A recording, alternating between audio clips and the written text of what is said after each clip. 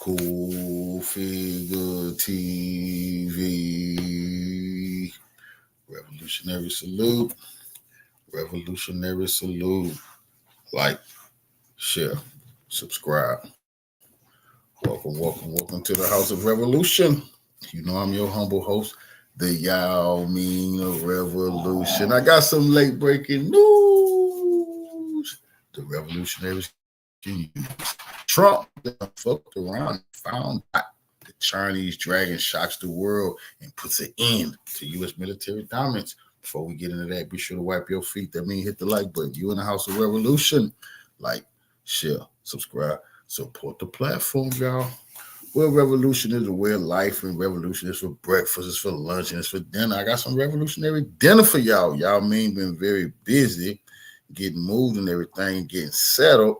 But we got to get to this late-breaking news, the humiliation of Trump and the U.S. military and NATO, Xi Jinping and China flexing real muscle. Let's get into the content. Salute. Hello, 大家好，欢迎回到外媒看中国，我是安博人。The trade war between China and the US, which reached an uneasy truce at the end of May, is back in full swing, with US President Donald Trump freaking out over China's move to stop its rare earth minerals from being used to produce weapons of war. China, which controls the vast majority of the world's rare earth market, which are used to create critical electronics components, announced recently that all international purchases of these minerals will have to apply for a permit, and permission will not be granted to those manufacturing weapons and related technologies. And Trump is freaking out, claiming he has many cards that he can use against China while reverting to, you guessed it, more tariffs. But China is standing firm as it tells the Washington warmongers, no more war. Today we'll go beyond the propaganda and check out all the details of China's new export restrictions that you will never hear about in Western media. This is Reports on China. I'm Andy Borham here in Shanghai. Let's get reporting.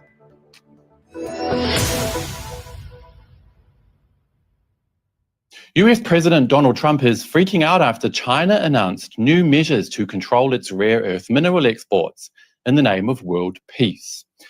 As you already know, China mines and refines the vast majority of the world's supply of said minerals, which are absolutely critical in the production of electronic components. That includes technology used in military equipment, including radar systems, missile guidance. Now that is what's causing Donald Trump to behave like a straight madman. Straight madman. China has crippled the U.S. military. They will not be able to make all those advanced weapons they love to make in the future as long as this go on. That's why Trump went crazy. More tariffs. But what he did was have his own people turn on him. Salute Kim Folk, Hotel. The deep far-right MAGA Republicans are very, very pissed, especially the farmers. Have y'all been paying attention? The farmers are crying for welfare. They need subsidies. They need us to help subsidize. They ain't getting paid no. They ain't getting paid no money because China not buying none of their soybeans. They going out of business. Who can they thank for this? Trump. Salute, family. But if that wasn't enough, this China putting a halt to letting the U.S. get any rare earth minerals, and it's telling anybody who tries to sell the U.S. any of the rare earth minerals, you won't get none. Trump done stepped in it real deep this time, and China not backing down. Remember, they just had their military parade. The U.S. haven't forgot what China showed them. Drones and smart bombs. China cutting off supply. Wall Street lost $1.5 trillion in one day the other day when Trump threatened tariffs. Now, they insider trading, Trump been making a bunch of money, but Americans losing a bunch of money, and y'all need to be aware of what's going on with y'all 401ks and anything y'all got in savings. This is serious. I will suffocate the US's ability to continue producing weapons and supporting ongoing conflicts around the globe. But here's the Western media will not tell you. China's new controls are clearly designed to shut down just that, military aggression and pointless death around the world, which the US plays a big part in, supporting hideous and unnecessary death and destruction on numerous fronts around the globe, with Ukraine and Gaza being just two examples. Let's take a closer look at the announcement from China's Ministry of Commerce. They mentioned that anyone wanting to buy Chinese rare earth minerals will need to apply for a dual-use permit, and that military uses will not be approved. The announcement reads, in principle, export applications to overseas military users will not be approved. They go on to mention, and this is absolutely key, that applications for the following uses will also not be approved. 1, designing, developing, producing, and using weapons of mass destruction and their means of delivery. 2, terrorist purposes. Pay attention to what China did. You not getting these rare earth minerals, which you need so desperately to continue to be a superpower. Imagine this.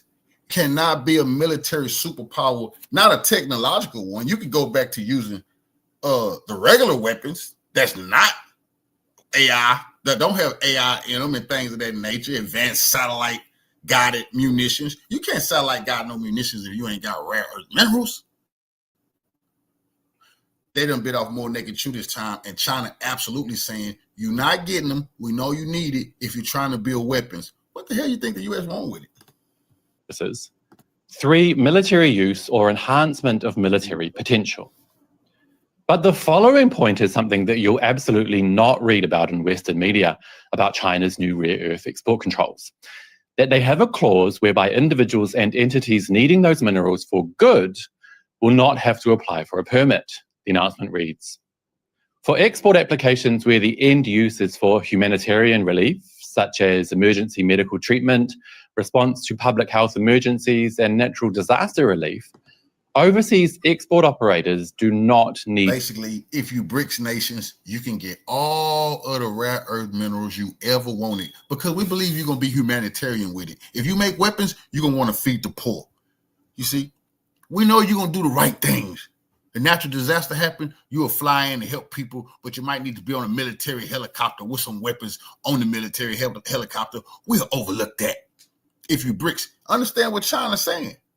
You won't need a license if you got good intentions. Now, how the hell can China know what your intentions is? Your intentions is if you're down with Russia, China, Iran, and the BRICS, you good. If you're not, you finished without a major war. Need to apply for export licenses for dual-use items. So it's clear to see China's... What is China saying here? If you're BRICS nations, you're good. If you're not getting jack. If you're BRICS nations, then we feel like you're humanitarian and you're going to do good with this rare earth minerals. But if you're not in the BRICS nations, you have ill will in your heart. You're NATO. You're the European warmongers. They're finished as military power without World War III. That's a fact. And the U.S., they want it. And it's going to start with going after Venezuela. I'm telling you right now. His aim here, world peace and stability. But that hasn't stopped Trump from flipping out because he knows full well that his country's recent dominance of the globe and its extraordinarily privileged position and quality of life since the end of World War II was achieved through bullying and subjugation, partly through the strength of its military and its willingness to absolutely destroy any target that stood up to US supremacy in any way. Well, that is coming to an end. Trump, in his usual style, posted a long rant on social media, saying in part, "It has just been learned that China has taken an extraordinarily aggressive position on trade. Some very strange things are happening in China. There's no way that China should be allowed to hold the world captive with their monopoly on rare earths and virtually anything else they can think of." You see, interesting that he claimed the whole world is laughing at Trump for being a hypocrite because it was Trump who was just trying to hold the whole world hostage with the U.S. tariffs and claiming they controlled the free market. Everybody watched them and they couldn't bully China. It's Trump who put in the U.S. Congress just like 2 weeks ago, just signed a new law into effect, sanctioning or anybody putting tariffs and more taxes on any ships that's coming out of China, being built in China. If you try to go anywhere else and do business, they'll attack. This all kind of unfriendly laws. Also, with the chips, these chips that's very, very needed by these superpowers, the U.S. just signed a law restricting China from getting it because the U.S. was in control. They had the market cornered on this. China just showed them, China told them stop doing this. You're being very foolish. Xi Jinping kept warning Trump. Trump wasn't listening. So now Xi Jinping said, okay, guess what? That's the end of your military unless you want to fight. There are some very strange things happening in China regarding the new rare earth mineral controls, since the reality is that it's actually very clear and very admirable what China is doing, putting its foot down and saying no more war. As just one example, it has literally become a hideous joke that the Western world, claiming to care so much about human rights, has turned a blind eye to the absolute destruction of the Palestinian people over the past 2 years, allowing 70,000 men, women, and children to be slaughtered while the world watched on helplessly. No more. And it's no surprise either, with hideous moves in the US like Pete Hegseth changing the Department of Defense into the Department of War. Such a blatant and irresponsible declaration of the truth from the United States, where they admit that they are not defending themselves but actively partaking in war and death and destruction, most likely played a role in China's adult and humanitarian decision to shut them down and stop the madness. And Trump has retaliated in the only way he can, with the threat of more tariffs on ordinary Americans buying goods from China, which will only hurt his own people and continue his country's steady decline. Like China has always said, its goal is to help create a global community with a shared future, where peace and cooperation prevails, and bullying and war are a thing of the past. That is clearly evident in China's new rare earth mineral export controls, which aim to extinguish the West's ability to continue to use military power to subjugate and divide the world, and boost the use of technology for good. This is a clear win for China and the world at large, and a necessary wake-up call for the warmongers. And on that note, that will be it for today, you guys. But as always,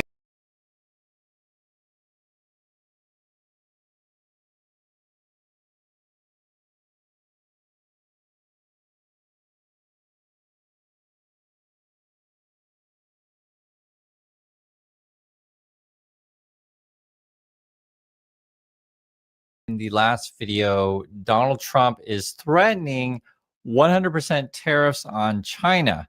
And yes, it's 100%. You heard me correct. And in fact, it's 100% additional tariffs. So it's even going to be more than 100% depending on the product category. We've now got a response from China. These are the headlines from Bloomberg. China tells U.S., right, that would be Trump, tells U.S. to back off on tariff threats, urges more talks. Here's another quote here. Threatening with high tariffs at every turn is not the right way to get along with China, assuming that we want to get along, but that's what they're saying. If you want to get along with us, don't threaten high tariffs. China urges the U.S. to correct its wrong practices as soon as possible. And it's not just the tariffs that Trump needs to correct, right? He's got a lot of wrong practices. And in fact, I guess if you look at his whole administration, it's a wrong practice. But that's sort of how China's addressing this. Then the other headline from Financial Times would be China blames Trump and U.S. for escalating the trade war. And they're not wrong. Basically, Trump is just going on and on and on about, I'm going to punish China by taxing Americans more. And no, seriously, it ends up being that. And what's crazy about this stuff, if you look at Fox News and people in right-wing media space, they're always like, oh yeah, put more tariffs on Trump. Let's show them. I want to pay Trump more taxes, right? Because they don't really understand how tariffs work. And I'm telling you guys, at the end of the day, you're going to end up paying more. That means you, the Americans. And what else is crazy too is you're probably going to lose access to a lot of goods that either you want or need, or that your companies want or need, as a lot of things are made in China that USA uses. This is some more response from China. They say, China's position on tariff wars has been consistent. Okay. We do not want to fight, but we are not afraid to fight.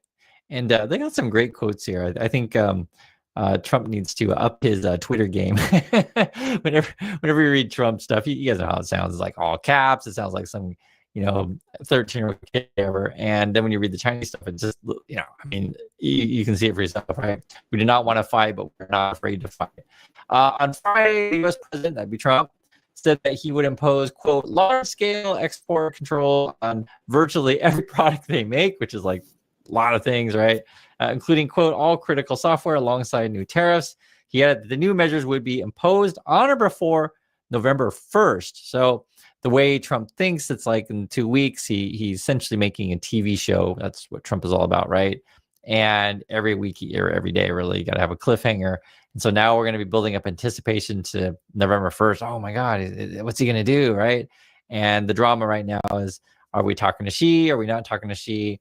Is Trump going to go to Korea to meet Xi? And in fact, I'm here in Korea. It's called APEC. There's a big economic thing. A lot of countries' leaders are coming. Usually how this game is played is if you're respectable leader, you say you're going to come or not come, and then your staff can start making the preparations, right? It's a fundamental thing. In Trump's case, he'll decide, a couple hours before, and then suddenly everyone has to scramble either one way or the other. And it's no way to run a country. I think you guys already know this. It's laughable, it's sad, it's embarrassing. Sometimes I just be honest, I feel like, cry. Other times I just feel like I don't even want to look at what Trump said. Sometimes I'm just like, is this even reality? And I pinch myself wondering if I can, wake up and I found out this was all the dream. Unfortunately, at the moment, we're still stuck in this timeline. And it's crazy because I know a lot of you people feel the same way that I feel. It's like, what kind of world is it where we're rooting for China to beat Trump? It's nuts. It's absolutely insane. And I'm American. I actually want USA to do quite well, but I don't want Trump to, just bully everyone around, arrest whoever that he wants. And you're in this like awkward position, like who's going to stand up for Trump? And I think that's the thing that we're all frustrated the most is, how can Trump get away with like illegal action after illegal action after illegal action? It just keeps piling up. So China's pretty strong. I mean, you guys know this, and this is what they're saying. They're saying here, this is a different way to translate it. Threatening to impose high tariffs at every turn is not the right way to engage with China. It's another way to think about it. Should the U.S. persist in its course, China will resolutely take corresponding measures to safeguard its legitimate rights and interests. And one of the things that China was complaining about is USA is, supposedly in good faith talks with China, and while they're literally in talks, Trump keeps tweeting out nonsense, threatening him. So it makes it hard to do business with someone like, just think of it this way. If you're in a war, for example, you would call a ceasefire, right? A truce, a couple of weeks, and you're not going to do any shooting or anything like that. And you're going to try to work something out, opposed to, hey, I call peace talks, and then while we're at the table talking peace, I'm going to start shooting. I mean, it's just, you can't do business with someone like that. These are some comments actually from Korea. I think you'll find them interesting because Koreans have a different point of view than you may not necessarily hear before, in the USA. And this from Korean, it says, I wonder how things will change tomorrow. The U.S. president's words are too light. The world has reached a point where it no longer trusts Trump's threats. And it's funny because they mentioned tomorrow because, it changes day to day. Here's another person. It seems like the America and China we knew have been reversed, which is a really interesting point, right? So before, USA would be the more trustworthy. China, you can't really trust them. And I guess now we're reversed. Another one says, at this rate, the U.S. will be unable to wage a tariff war with China and will only end up sucking the blood of its allies. And remember, from the Korean point of view, right, that's sort of how they feel. They feel like they've been betrayed by Trump, and they're saying, Trump can't win the trade wars with China, so you're kind of screwed there, and now you're just going to suck the blood of allies and say Korea or Japan or otherwise. There's another one. Another Korean says, I hope this incident becomes an opportunity for Korea to grow to the next level. And I know many Koreans are thinking this way. I know many Canadians are thinking this way. Many countries in the world are thinking, hey, if the USA is going to go alone and start destroying, all their relationships, there's opportunity there, right? If Korea's like, hey, we're open for business, come build factories in Canada, right? And I'm sure Australia, New Zealand, lots of countries are thinking this way. Here's some more. Get comments from Korea. I have a feeling China will win again because China is more strategic, and the U.S. is just doing whatever it wants, depending on Trump's mood. And it's a reality, right? Trump tweets out whatever. Like, there's so many things that are going on all the time. Every time I check, it's like I didn't even know this was a possibility, right? Because normally in these situations, the whole thing would be illegal. And at the moment, we're waiting for the Supreme Court to make a decision whether or not Trump's tariffs are legal. If so, they're gonna have this big fight over the refund money. That's going to be absolutely nuts. And I think you probably get the feeling that I get is that maybe companies will get the refund, and I do not think they're going to pass it on to customers. Now, every individual company is going to be different, so you may hear announcements here and there, but just kind of my inner voice is saying, no, I don't think you're going to see that money again. That's just my opinion on that one.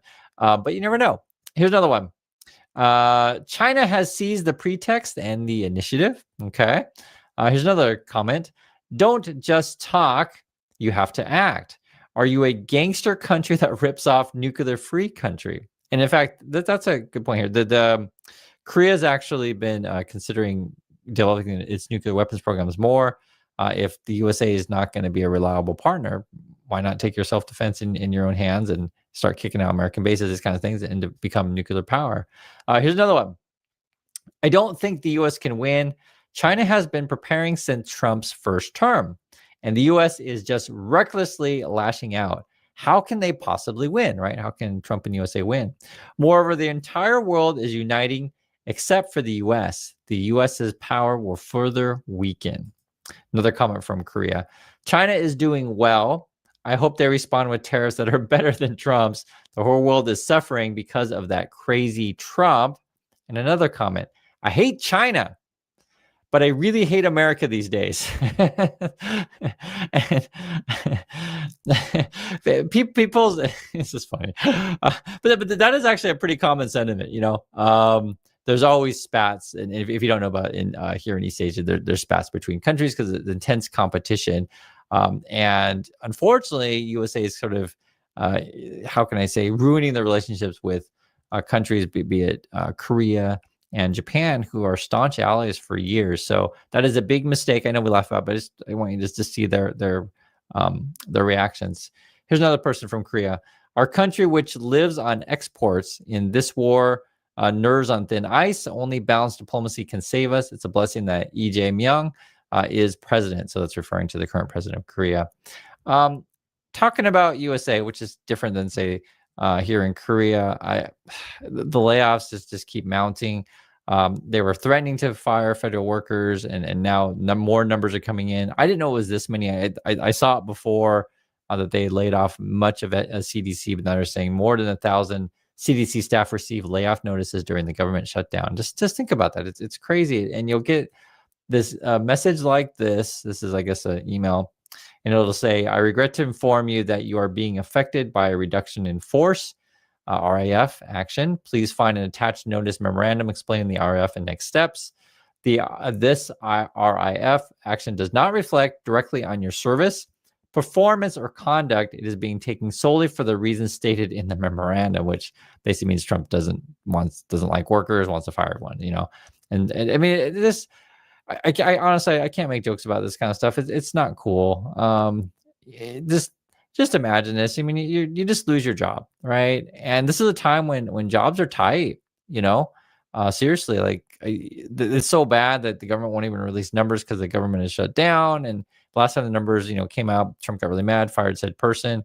I think the job situation is really ugly, to be frank. And so to get this kind of message, and people have any sort of situations that they're in. I mean, you guys know this. Like, you expect your stable income, and this is stuff that really bothers. I mean, there's a lot of stuff that bothers me about Trump, but I'll say is like really disrupting someone's life in this way is a really awful thing to do, and I'll just leave it at that. Another email, the lesser email says, after you receive this notice, you will be placed on administrative leave and will no longer have building access beginning Friday, October 10th. So, okay, already then, unless directed otherwise by your leadership. Additionally, please save this email and its attachments or forward them to a personal email address for your records. Oh God. Leadership at HA says, appreciate your service. So when you read this, it's like you're locked out of the building. So let's say you left something in the building.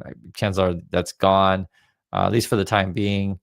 Make sure you keep a copy of the email because they may, remove your access there, and then you can't even respond or, email your boss that easily. It's like that's how Trump treats people. Elon Musk did the same thing.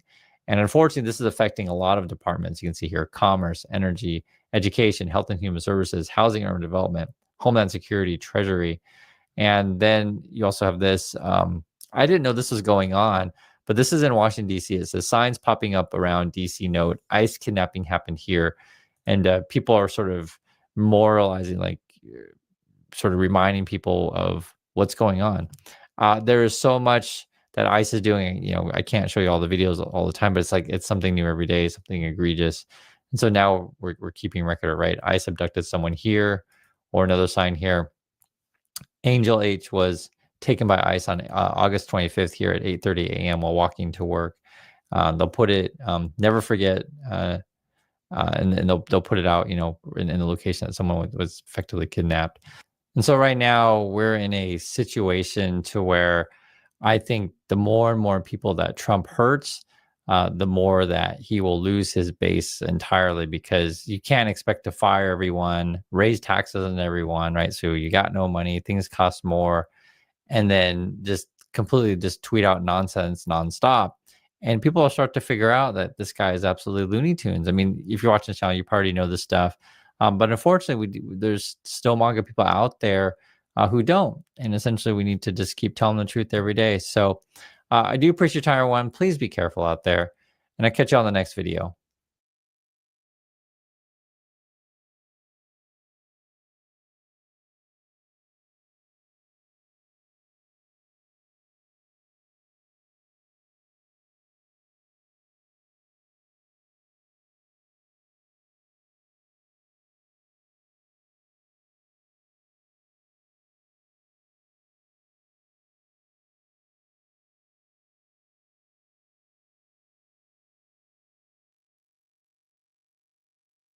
Don't mess around with the biggest manufacturing power in the world at any given moment in history. For years, the U.S. used chips to choke China. Now China using rare earths to choke back. The twist. China is fine with that because now China quietly holds more of the cards. While everyone was distracted, China just made a series of power moves that left the White House scrambling and Wall Street bleeding. We're talking a $1 trillion market crash in a single day. This is Trade War 2.0, and China is done playing defense. Today, we're breaking down exactly how they checkmated Trump. Let's get into it. Now, that was a lot of money stole from the little guy, stole from people who wasn't in on it. Trump and his cronies knew they was going to lose that 1.7 trillion. Like he says, people in a circle, it's already videos going around. They made hundreds of millions of dollars before Trump hinted that he was going to tariff China. People start shorting on crypto and all kind of little stuff that people don't already notice. So while the Americans is getting ripped off in 401ks and everybody money finna be gone, Trump is making a bunch of money. The U.S. is losing though. My simple point is very elegant and simple. Don't mess around with the biggest manufacturing power in the world at any given moment in history. China's manufacturing output today is more than the combined amount of the United States, EU, Japan, and quite a few others combined together. China's production of iron and steel is more than the next 10 largest iron and steel makers in the world combined together. So you want to mess up with China for your own detriment or for your own peril? You do not want to do that. So the first point I want to make is that President Trump and his administration should serve themselves better to have a more keener and more accurate and more pragmatic and realistic perception of what China is today. I think Victor Gao is underselling this point. When he says don't mess with the biggest manufacturing power, The numbers are staggering. It's not just bigger. China's manufacturing output is 3 times the US's share. It's 6 times Japan's and 9 times Germany's. In fact, China's share of global manufacturing is now larger than the US, the EU, and Japan combined. And steel, China produces more crude steel than the next 10 largest producers put together. We're talking about 79.7 million tons in July 2025 alone. So when Trump throws tariffs around, he's not punching an equal. He's picking a fight with a heavyweight that has a 35% share of the world's entire manufacturing output. It's economic suicide. Now here's some more comments. Chinese people made more progress in the last 30 years than Europe and America combined without wars. We call that fuck around and find out. Impose a big export tax on MAGA merchandise. And yes, China is proof that socialism, communism works. So the stock market crashed today. Dow Jones, Nasdaq all down. China hit back with rare earths. So here's some details. China announced that the new export control on rare earths starting December the 1st. Anything made with Chinese rare earth materials, tag, or refining method will need government approval to leave the country. Even products made overseas using Chinese parts are covered. This is a full chain lock. Just in case if you don't know what rare earth is, rare earths are backbone of modern tech.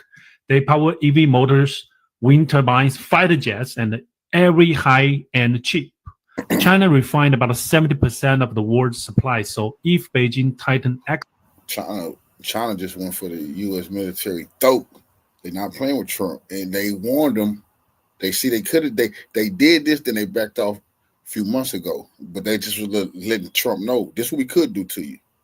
Trump and the small hats that run the U.S. government keep testing them. Export, the whole global supply chain will feel it. Trump exploded on Truth Social. He called China's hostile, accused it of trying to capture the world, and threatened new tariffs. Right now, how U.S. deal with China is only through tariff at this moment. He said he might cancel his meeting with Xi. It's not canceled. He's just thinking about it, and they're probably going to meet next 2 weeks. These are a couple of things China did for the last couple of days. China opened an antitrust case against Qualcomm. Second, it locked down the rare earth exports. And third, it added a special port fee on U.S. ships.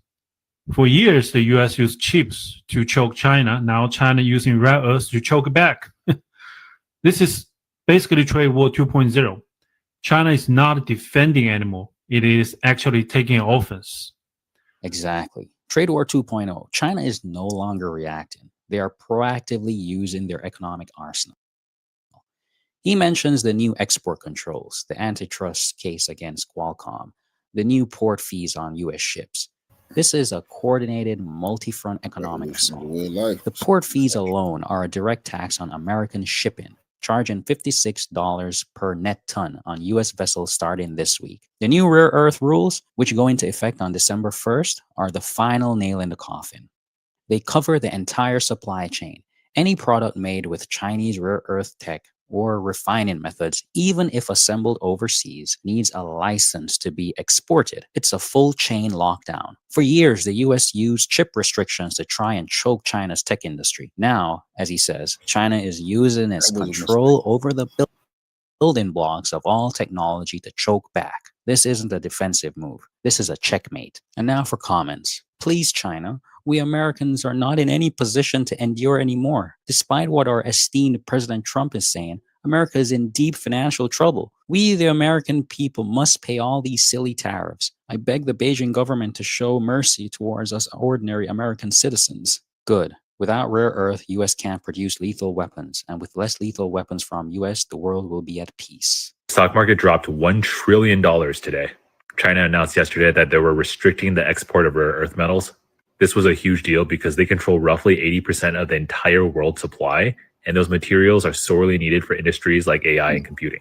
Trump announced that he was going to retaliate with tariffs this morning, which tanked the entire market. He later solidified those threats with an additional 100% tariff on Chinese goods. There's a lot of buzz online about insiders making trades to profit all of this news before it officially came out. Because this morning, people built huge short positions, hundreds of millions of dollars, which are now billions in profit. Rare earth metal stocks have already gone up several 100% this year, but they're likely to continue to go up as long as this trade war escalates. A $1 trillion wipeout. Let that sink in. This is the market reacting to the kill switch that China just flipped. He mentions China controls 80% of the world's supply of rare earths. The reality is even more granular and even more damning for the West. China accounts for about 70% of the world's rare earth mining, but critically, it controls 90%. When they say 1 trillion gone, it's a lot of people's pensions in 401k. A lot of people gonna find out later on because their money is tied up in the Wall Street. Corporations keep that money on Wall Street, you know, and I've seen that on some other videos. That's how I know that that's true. But it's a scam. It's more of them ripping the Americans off. They bet that it was going to crash. They made hundreds of millions off betting that it was going to crash. After Trump said he was going to tariff China, it crashed. Then the Americans got to pay the tax on the tariffs. It's all a scam on the Americans. And they're gonna. America is finished. Of the processing. That means even if the US digs these minerals out of the ground in California, they still have to send them to China to be refined into anything useful. The US currently sources 70% of its rare earth compounds directly from China. It's a chokehold. And Trump's response? A 100% tariff. That's not a strategy. That's a tantrum. It does nothing to solve the fundamental problem that the entire high-tech US economy, from iPhones to F-35 fighter jets, runs on materials that China controls. The market knows this, which is why it panicked. And now a comment. Think about that. How can your military technology, your advanced phones, and all this high-end communications and satellites and GPS, how in the hell did they ever let China get a hold on what they needed and then say China was their enemy? For years from now, they're going to study that blunder that the U.S. made, shipping all the manufacturing jobs to China so Americans wouldn't make the money, and then teaching those peasants how to build those products, how to build those cars. Those peasants knew nothing about building none of that shit till the Americans and the Europeans went over there, taught them how to build it so they can make it for cheap. And then China say they no longer needed their help. They was going to take over the manufacturing business, and they did that. I work in jewelry, and our merchandise has needed price changes every 2 weeks because of how unstable the economy has gotten since he took office. We have also been getting less and less business. I'm telling y'all, bro, y'all need to check y'all 401k if y'all haven't, bro. That's type of shit people are paying attention to. I'm doing this for y'all, and y'all got to pay attention on what's going on here because it's all smoke and mirror. They want to steal y'all money from y'all and then blame China and say, look what China doing to the Americans, but really it's them doing it. You know, so y'all may have to take tough decisions and pull some of that out or do whatever y'all need to do. Now here's a few comments from you guys from the last video. America is basically a beggar with a Gucci belt. USA is a country living on borrowed money. Make that make sense. China doesn't need the US to thrive for the bright future. Make no mistake, China is not a country, but pretends to be a country. They are a 5,000-year-old civilization. They have existed for millenniums, long before the existence of the US. With or without the US, China will move on into the future.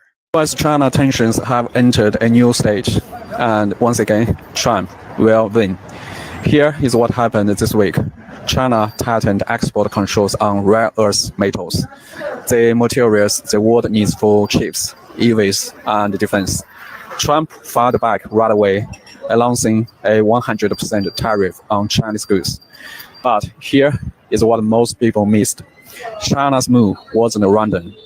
It came after the US imposed steep port fees on ships owned or operated by Chinese companies. And behind that, Washington's frustration that China stopped buying US soybeans. The result, global stock markets plunged, panic spread.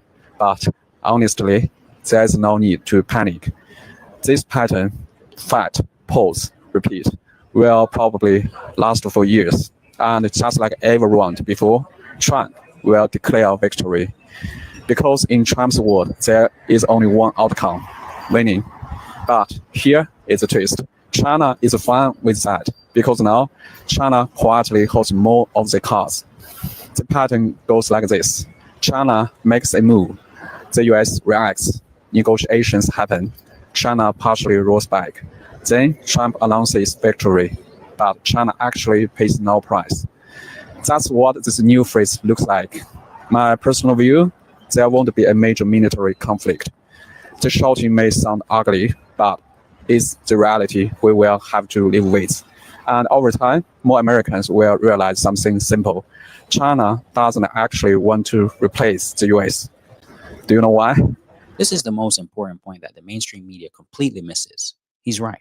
China is fine with Trump declaring victory because they're the ones quietly securing the real wins. Let's look at the data behind why China holds more of the cards. A Rand Corporation analysis shows the US is 3 times more exposed to Chinese manufacturing inputs than China is to US inputs. For roughly 40% of the goods China sells to the US, they supply more than half of America's total imports in those categories. How much leverage does the US have in reverse? Only 12%. This isn't a negotiation between equals. It's an asymmetric dependency. China makes a strategic move like imposing port fees or restricting rare earths. The US reacts with a blunt instrument like tariffs. China makes a small token concession. Trump tweets victory. And the underlying power dynamic shifts even further in China's favor. They're playing chess while Trump doesn't even know how to play checkers. Now let's check out some comments. Trump represented the United States' final desperate bid to regain global economic supremacy. Yet the critical shortage of rare earth elements reveals his efforts as nothing more than empty theatrics. Only Americans blinded by their hubris will require several more years to grasp this irreversible loss of dominance. The rest of the world has long since recognized the reality. I think China is playing a more intellectual game. Trump is for his own ego and can't think beyond that. He desperately needs to be surrounded by only those who say yes to him. China is too strong for Trump. So there you have it. This isn't about politics, it's about power, and the data is clear. China holds the economic high ground. They control the manufacturing, they control the critical materials, and they have a long-term strategy that is running circles around Washington's reactive tariff threats. Trump's desperation is showing. A 100% tariff is not a policy. It's a panic button. But what do you think? Is this the end of the trade war or just the beginning of a new, more intense phase? Let me know your thoughts.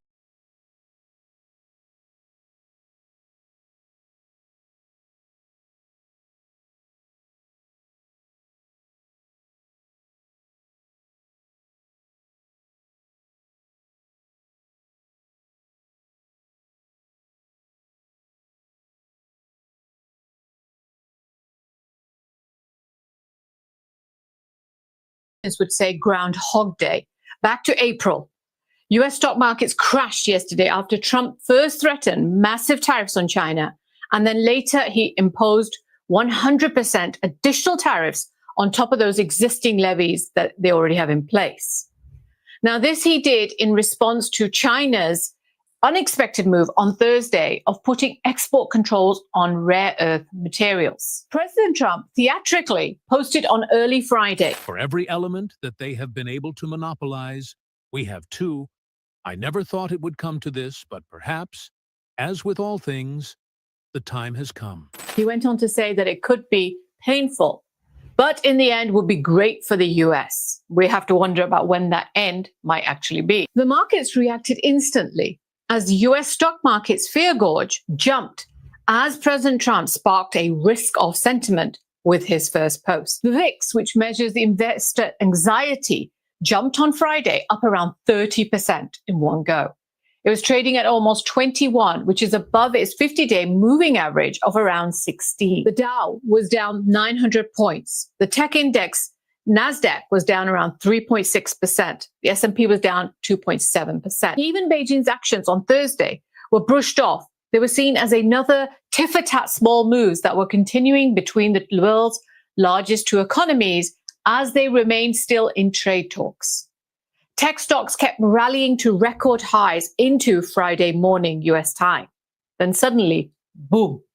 The Magnificent Seven, as the world's biggest US tech companies are called, wiped out over $600 billion, more than the GDP of Sweden or Poland. Oil prices tumbled by 4%. Everything that had been ticking along nicely, those record highs, hopes of reconciliation as both the presidents were going to meet at the upcoming APEC, Asia Pacific Economic Cooperation Summit that was scheduled for October 31st and November the 1st. It's all gone in a matter of hours.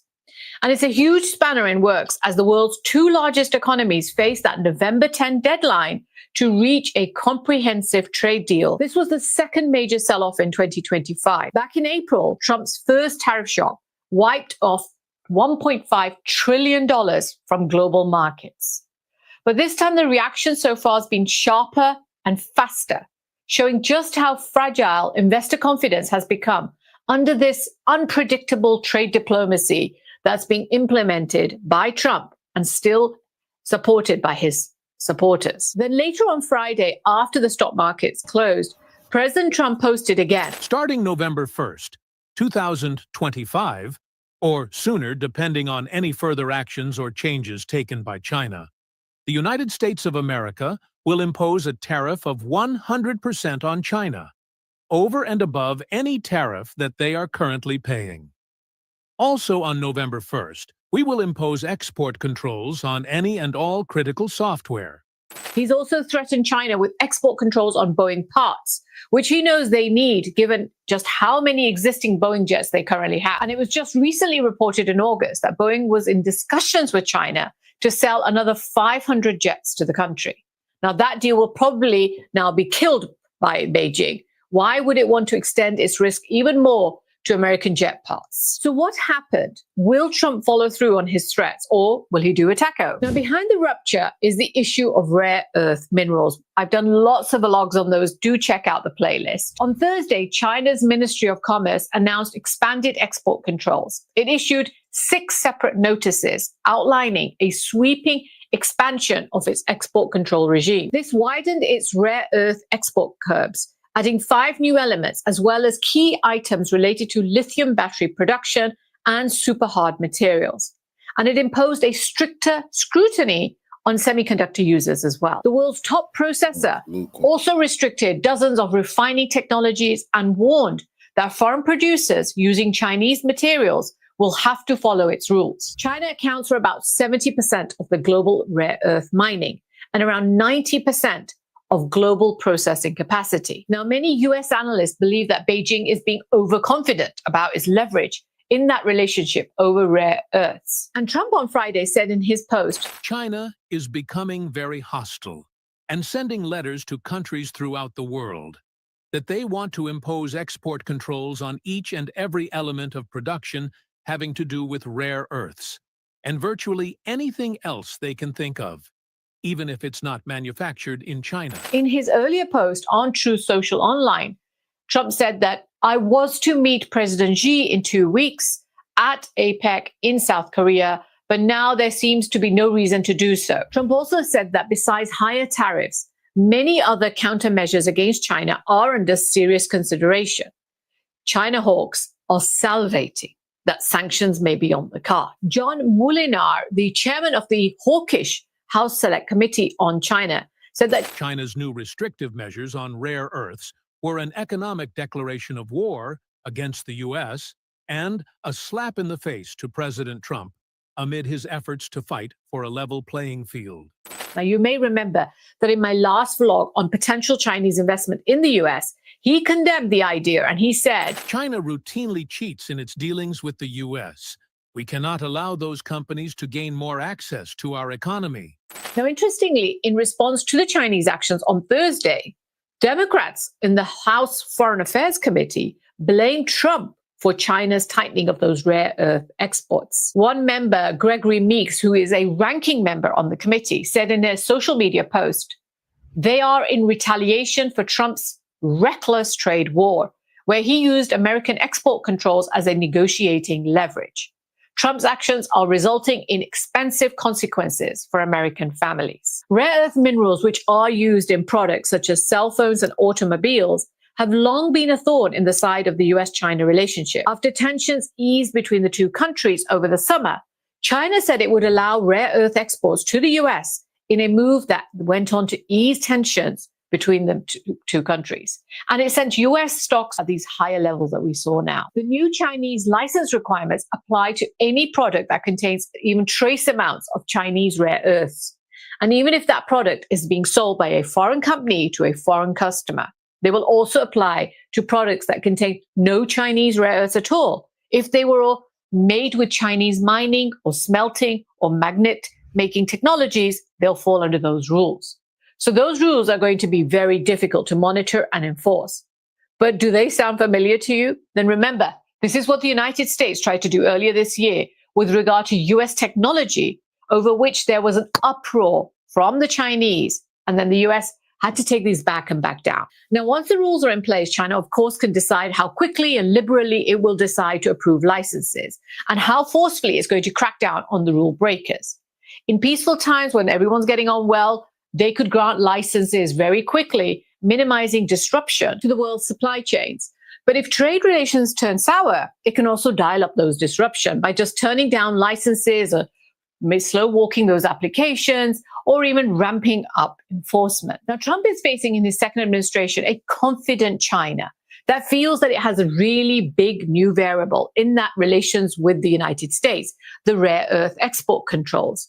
And they're really seen in Beijing as a strong weapon. Many pro-China analysts will argue that if you think it's wise for China to impose export controls on rare earths technology, well, that view should then be mimicking if you think it's wise for the US to impose export controls on chips technology to China. What you can't do is support the United States' own export controls on chips to China as a way of controlling that country's development, and yet expect for China not to do the same for the US. US imports from China are down over 30% this year, but China is still the US's fourth largest source of imports. Now, Trump, it's very clear, was upset by the Chinese actions and seeing them as a betrayal to what he calls his outstretched hand. Trump, before his call, in which the two leaders discussed the TikTok deal a couple of weeks back, in a social media post, called President Xi a gentleman and announced that the two leaders would meet later this month.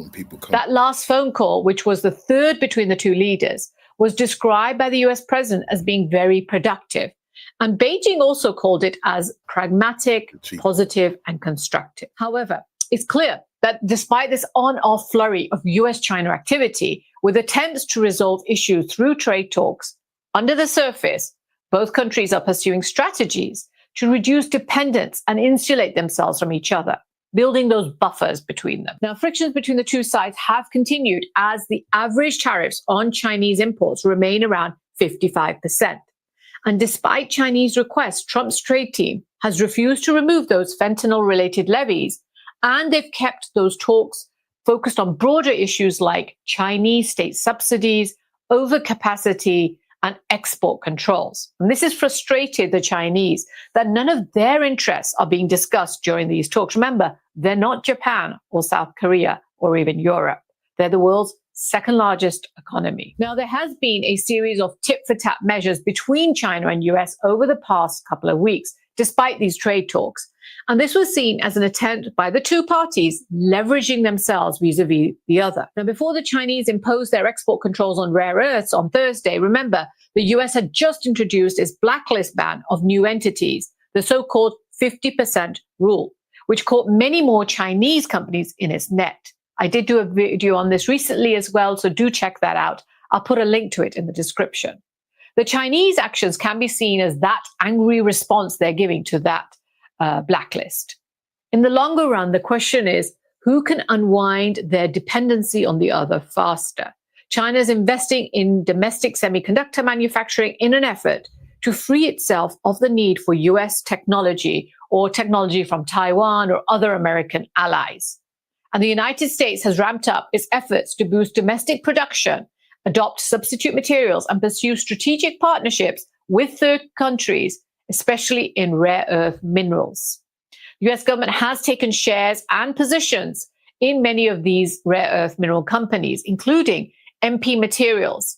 And discussions are being held with US rare earth minerals company, as well as a Canadian company, Trilogy Metals, and Linus, an Australian company that operates in Malaysia. However, there is a month between Trump's November the 1st start date for tariffs that he said just now, and December the 1st, which is the date that Beijing has set for new controls on rare earth exports. The staggered deadlines potentially provides for an off-ramp for both sides to de-escalate tensions before these punitive measures are enacted. Trump has suggested as much, saying that he's purposefully set that imposition date for tariffs a few weeks into the future, which gives China room to step back from those rare earth controls. But whether Beijing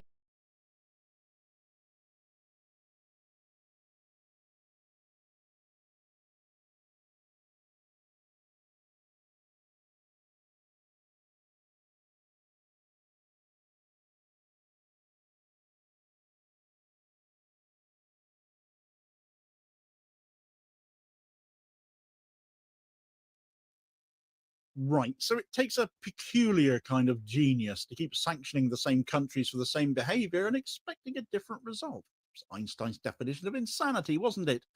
But Donald Trump has always believed thuggery and bullying can substitute for strategy if he just punches a little bit harder. Insanity probably comes into that too, perhaps. His latest performance, targeting China and Iran for daring to trade without the US dollar and therefore getting around US sanctions, is less foreign policy than public therapy. A loud reminder to himself that Washington still matters and that he's still the biggest boy in the room. 50 new sanctions later, Beijing hasn't blinked. Tehran's oil is still moving in China's direction, and the only market that reacted was Wall Street as the stock market threw a wobbler. The man who promised to make America great again has instead made it paranoid, sanctioning half the planet just to prove he's in charge. The dollar is losing friends, the world is losing patience, and the only thing Trump is actually punching is himself in the face, convinced if he just hits harder, it means he's winning. Right, so the United States Treasury has just announced another sanctions package targeting the Iranian energy network. Roughly 50 individuals, companies, and vessels have been blacklisted for allegedly helping Tehran sell oil in defiance of existing restrictions. How dare they breach my sanctions, said Trump. Several of these entities were Chinese, including refiners operating through Shandong and Zhoushan.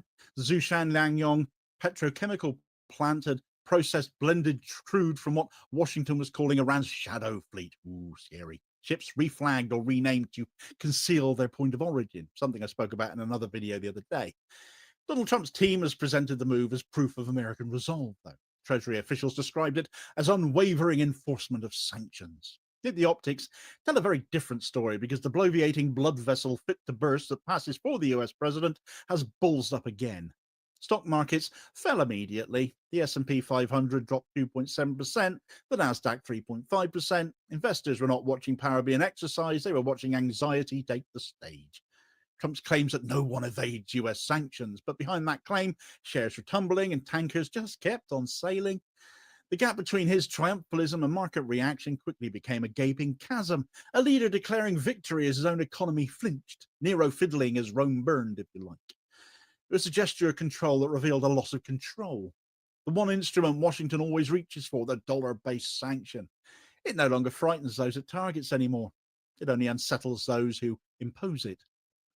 American sanctions once worked because the dollar ruled the entire global financial system. Any transaction crossing New York's clearinghouses could be blocked with a single designation. That authority has not disappeared, but it's no longer absolute. The IMF's 2024 reserve currency data shows the dollar's share has fallen below 58%. It's lowest since records began. Research published this year records over 1,200 banks in 110 countries linked to China's cross-border interbank payment system, SIPS, now allowing settlements in yuan entirely outside the dollar-based SWIFT system. These are not theoretical escape routes, they're operating circuits now. Every overused sanction teaches another government how to use a viable alternative. The more Washington weaponizes access to the dollar via its sanctions, the more the world builds immunity by taking another route. And the result is structural erosion of the leverage sanctions once conferred and the influence of the dollar as well. And therefore, the US weakens itself each and every time it does this. The pattern is visible in the numbers. It's not just rhetoric. IMF, central bank, and commercial clearing data show diversification away from dollar settlements. Washington's maximum pressure approach has become a self-paced tutorial for nations in how to live without the dollar. Beijing's answer to Trump's latest measure came within 48 hours, and it was clinical. Yesterday, its Ministry of Transport imposed retaliatory port fees on US-linked vessels.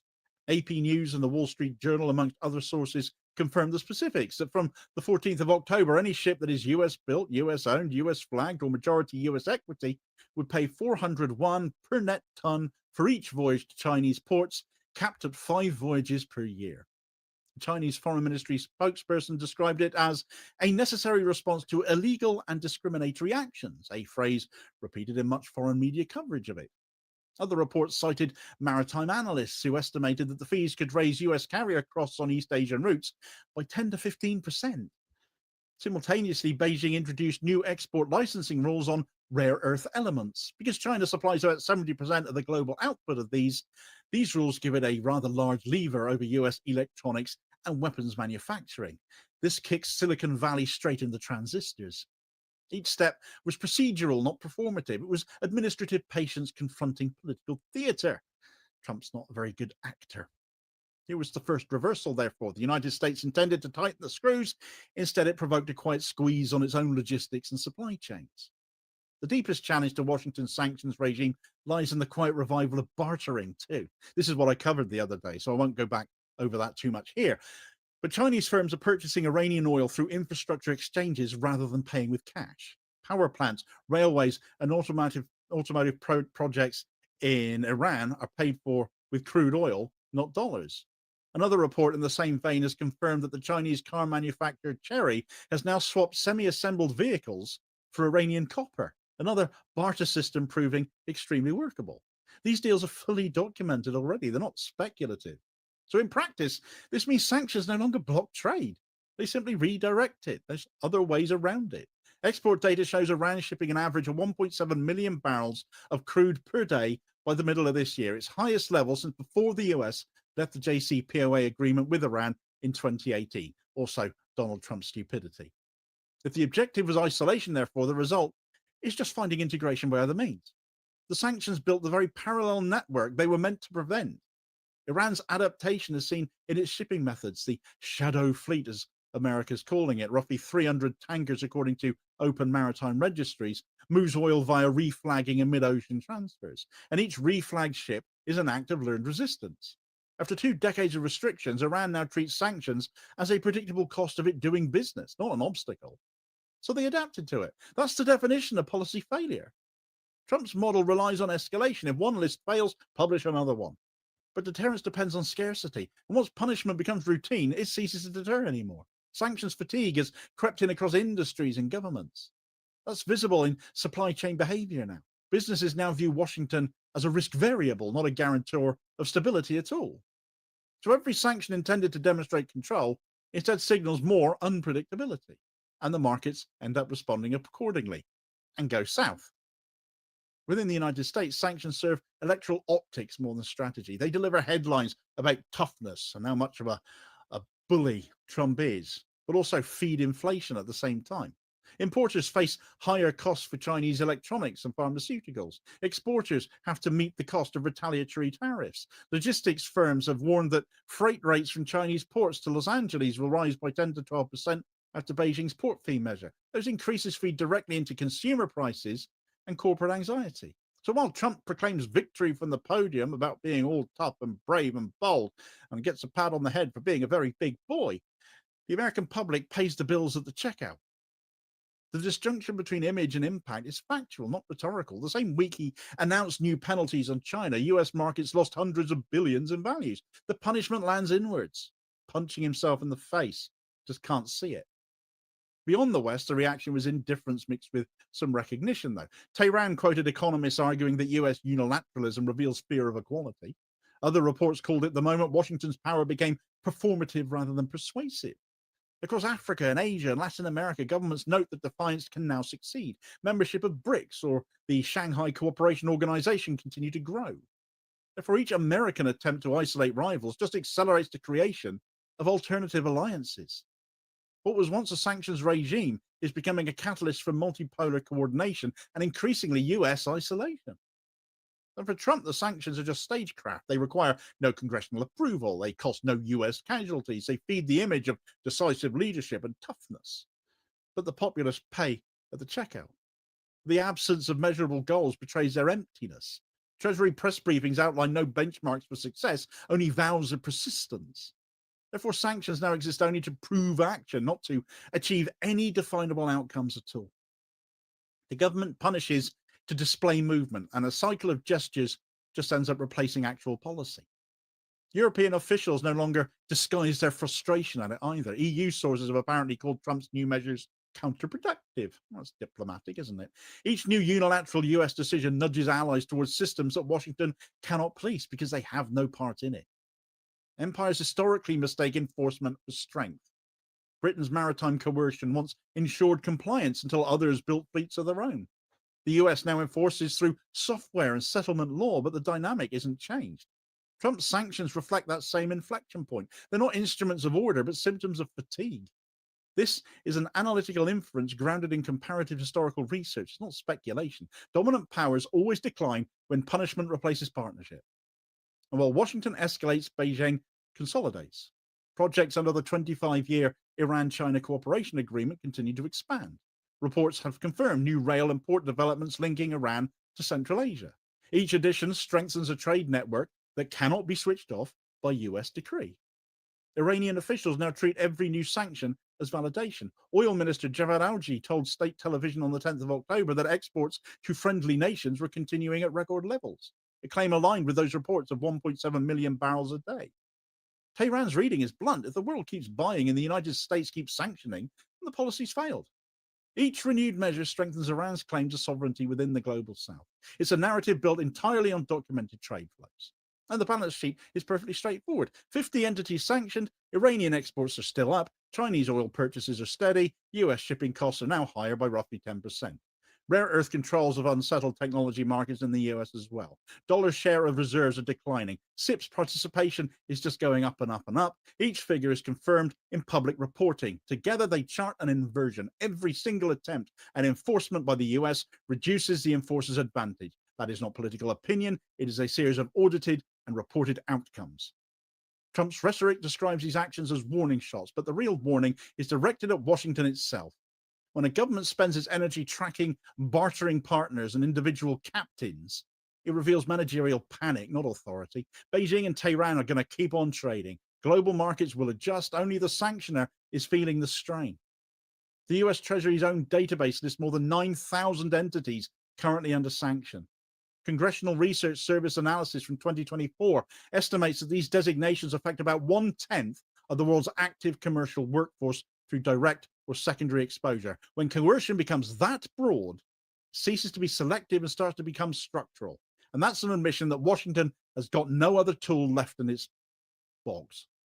Each new list is less about the target and more about maintaining the appearance of momentum and control. But the fact of the matter is that China and Iran have built a functional alternative to US financial oversight. Enforcement no longer signals confidence, it signals insecurity. A nation certain of its position does not need to blacklist the world to prove it still leads it.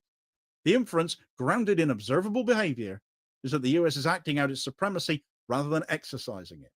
So the entire edifice of sanctions depends on belief, the belief that US rules are universal. And this year, that belief is visibly weakening now. Each new designation is a press release announced to diminishing reach. The United States is punishing China and Iran not for breaking its system, but for proving they can function outside it. And the consequences are slow, measurable isolation of the sanctioner itself. The world is learning to trade around America, without America. Chinese imports of Iranian oil stand at near record levels. Iran's energy revenues remain stable. Global markets fluctuate more in response to US announcements than to Chinese or Iranian behavior.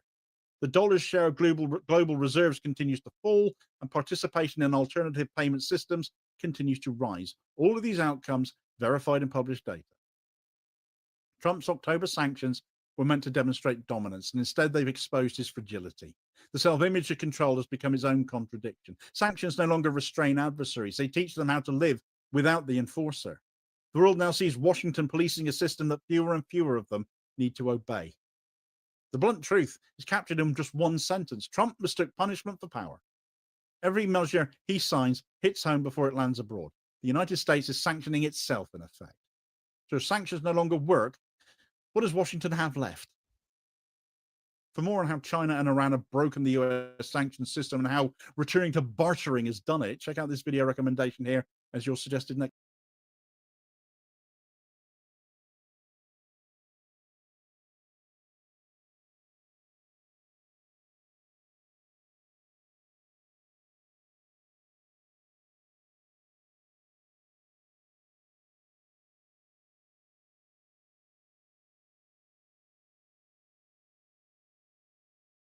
It's likely that I'm going to get a massive amount of dislikes on this video. I just want to talk to you for a second. Aren't you sick of the deception and the outright lies that are going on, not just in this administration, but all the administrations, but this right here in particular? Doesn't this really irritate you? You know what's going on when you go to the grocery store. When you go to buy things, it just keeps getting more and more expensive.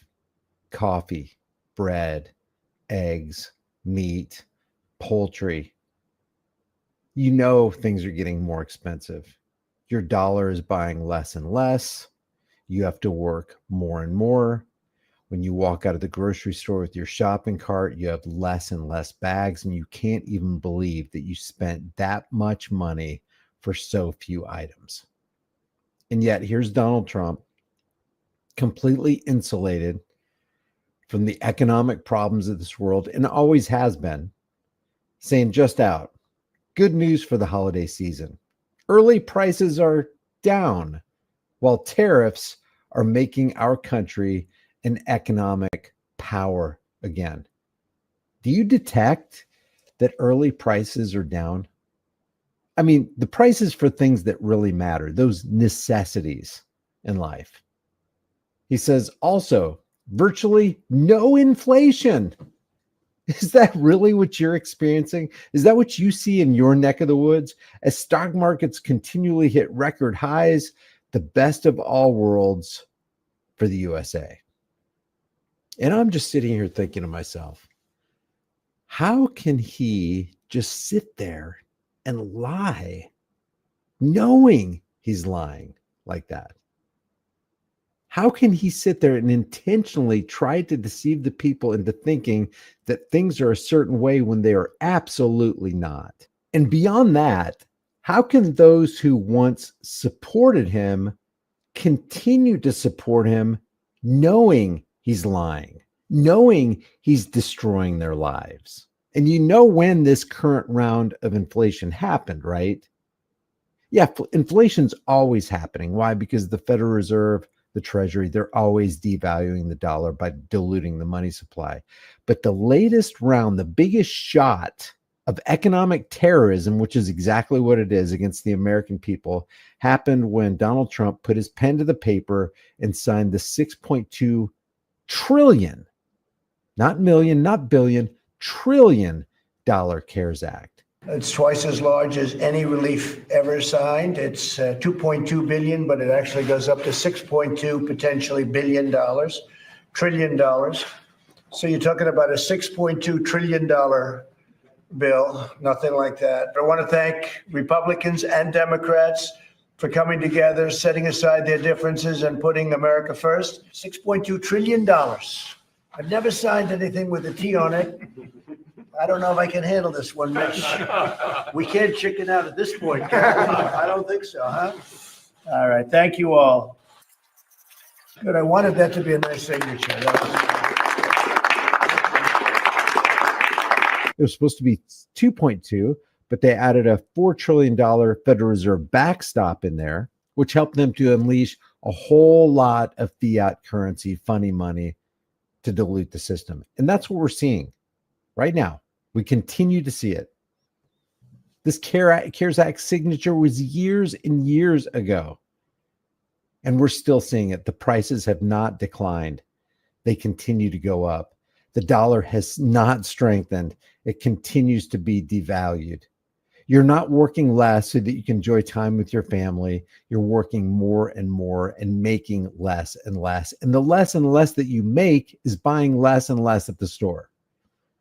You're cutting back. You're not buying the things that you used to. Maybe you've cut out a meal or two a day just to make ends meet so you can keep the lights on, so you can keep a roof over your head, so you can keep gas in your car, so you can keep going to work, and the cycle continues and continues and continues. And it just doesn't stop. It never stops.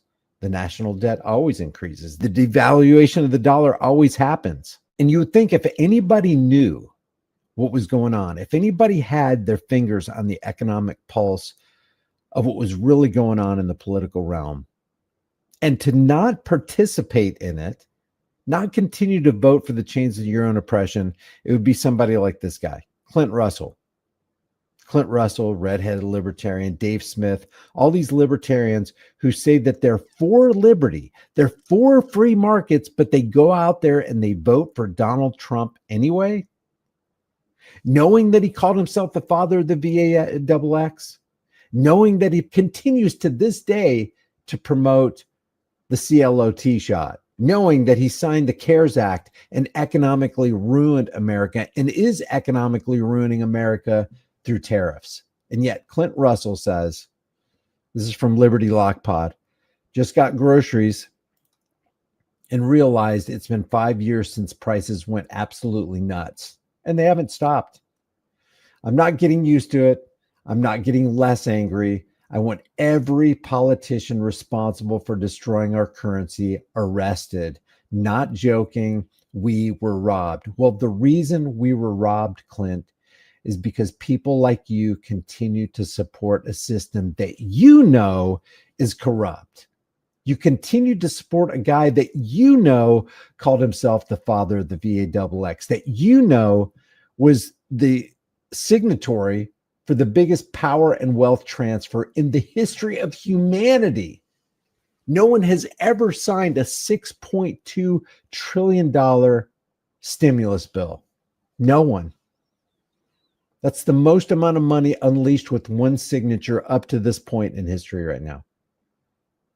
And people like Clint Russell and Dave Smith and redheaded libertarian and all these libertarians out there who say that they're against the system, they're against the corruption of the system, they're against political psychopathic parasites who always lie to us, and yet they threw their hat in the ring, their voice and their vote of support for Donald J. Trump, the father of the VAXX, the guy who handed over billions and billions and caused companies, corrupt organizations like Pfizer to post record profits. What is going on here? I just wrote, would Liberty Lock Pod also want Donald Trump arrested? Clint and other libertarians voted for Trump. When I brought up the fact that Clint was part of the problem, he unfollowed me. The truth is, Clint is complaining about the very problem he knowingly helped create. He saw what Trump did in his first term, including signing off on the largest power and wealth transfer in the history of mankind, $6.2 trillion stepped into the CARES Act. That one signature unleashed the beginning of the current round of inflation that we continue to see, the very inflation that Clint is angry about. It's baffling how Dave Smith, Clint, and other so-called libertarians so shamelessly complain about something they brought about. How can we even trust them the next time when someone far more deceptive than Trump comes along? You know what? I bet you anything Clint Russell and Dave Smith and all those others will vote for J.D. Palantir, Peter Thiel. I don't know if we should have humanity endure Vance. They will vote for them. I can't trust that they won't. They will continue to participate in the system. They will continue to get their supporters to vote for the chains of their own oppression. Hey, Clint, you voted for an inflation promoting, bomb dropping, big pharma enriching, Israel supporting son of a you know what. And when I say bomb dropping, in his first term, Donald Trump dropped more bombs per day, every day of his presidency, than even Barack Obama did. Barack drone bomb was able to drop 39 bombs every day of his presidency. Donald Trump bested him with 46. That's according to the air power summary from the Pentagon. Trump should have been arrested long ago with the other political parasites. You voted for inflation, Clint. And these people who continue to say, I didn't vote for that. I didn't vote for that. When you vote for a political parasite, you vote for everything that political parasite is going to do, whether it's good or evil. So when they do evil, when they drop those bombs, When they cause that inflation, when they devalue your currency, when you have to work harder for less, and you walk out of that grocery store with less and less in your shopping cart, you voted for that because you voted for that guy that brought it all about. It's like every bomb that they dropped has your name on it.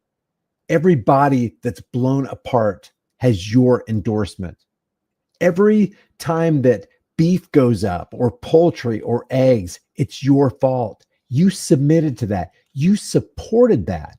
No, you didn't say, hey, I want inflation. I want bombs to drop, but you voted for the guy who did it. How do people not understand that you become part of a problem when you play the games of the problem makers? It's the Hegelian dialectic: problem, reaction, solution. They create a problem, wait for the fear-based reaction, and step in to provide the pre-planned solution they had waiting in the wings the entire time. But these people know better. So how can you trust them when a silver-tongued orator arrives on the scene? Somebody who's smart, somebody who's got a plan, somebody who says all the right things. Even if the guy says all the liberty things right, you still don't want to vote for him because you can't trust him. He's a political parasite. He's a psychopath. He'll be taken into the back room, and the Zio International Banking Cartel and the corporate elitist will have a little sit-down discussion with him, and that president, that vice president, that congressman, that senator, that governor will do the bidding of the corporate elitists. It's happening right now with the AI data centers. They're stealing water and power from communities, and the legislative charlatans are causing the community members to pay for it through all kinds of tax breaks and incentives, just so we'll bring jobs to our region. Yeah, what's that going to cost me? How much are my utilities going to go up? How much extra am I going to pay for electricity next year? How much extra am I going to be paying for water? Because they're going to tap into the water source. They got to use a whole lot of water. They got to use a whole lot of electricity. And oh, by the way, did I mention that the AI data centers are eventually going to create the technology that's going to eliminate your jobs and eventually humanity altogether? So when I see this, I just shake my head and I'm just thinking, we are in the twilight zone. We are stuck smack dab on the set of Idiocracy. Leave your thoughts about this for the world and the global thought police in the comment section below. I'm serious. If we don't get our heads out of our asses and stick together, I don't care how popular you are. I don't care how much money you're making. I don't care how big your house is or how many cars you got in the garage or how many friends you have or what you think you got in this life, because a government that's big enough to give you everything you want is definitely big enough to take everything you've got. I'll see you.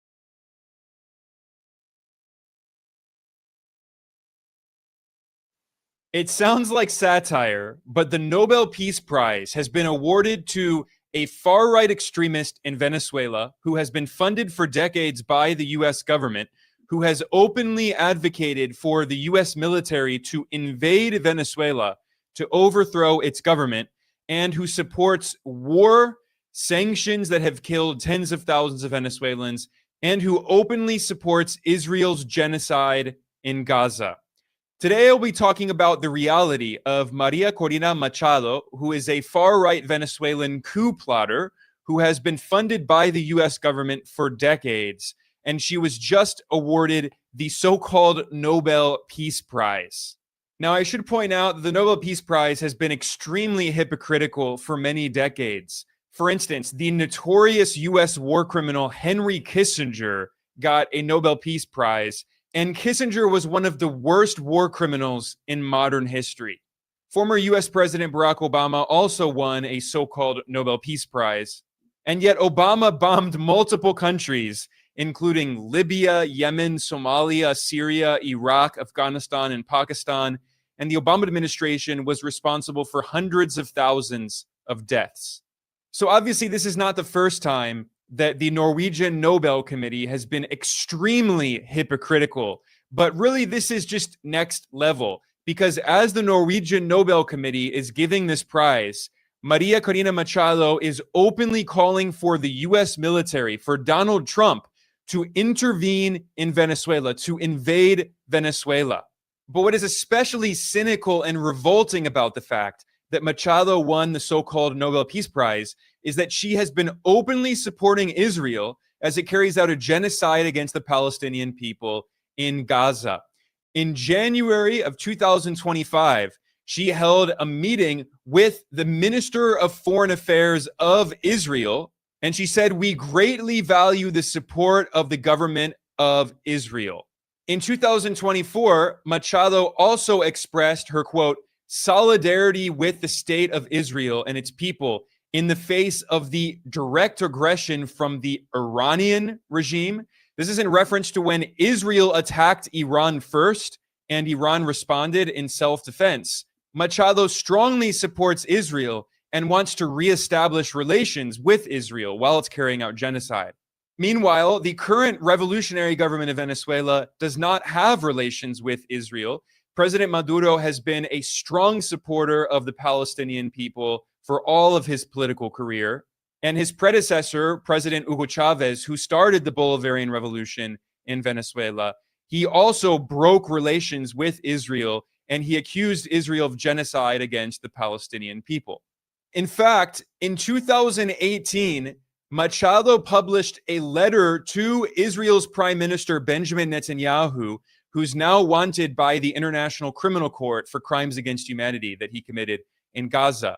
But Machado asked Netanyahu for Israel to launch an invasion of Venezuela. She wanted Israel to overthrow Venezuela's president, Maduro. This is the far-right extremist who just won the so-called Nobel Peace Prize, who supports Israel's genocide and asked Israel to invade her country, to overthrow her country's government and president. And by the way, it's not just my opinion that Israel is committing genocide.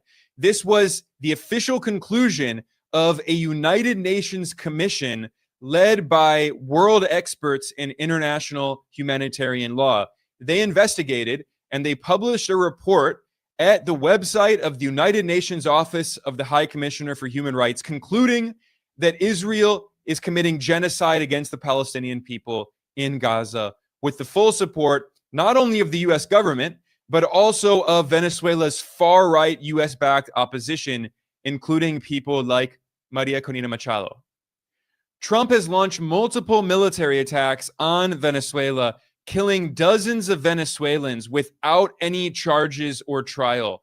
The US military has repeatedly bombed boats surrounding Venezuela in international waters and claimed without any evidence that supposedly they were traffickers. So the US has been blatantly violating international law and waging war on Venezuela as part of an attempt to overthrow its government.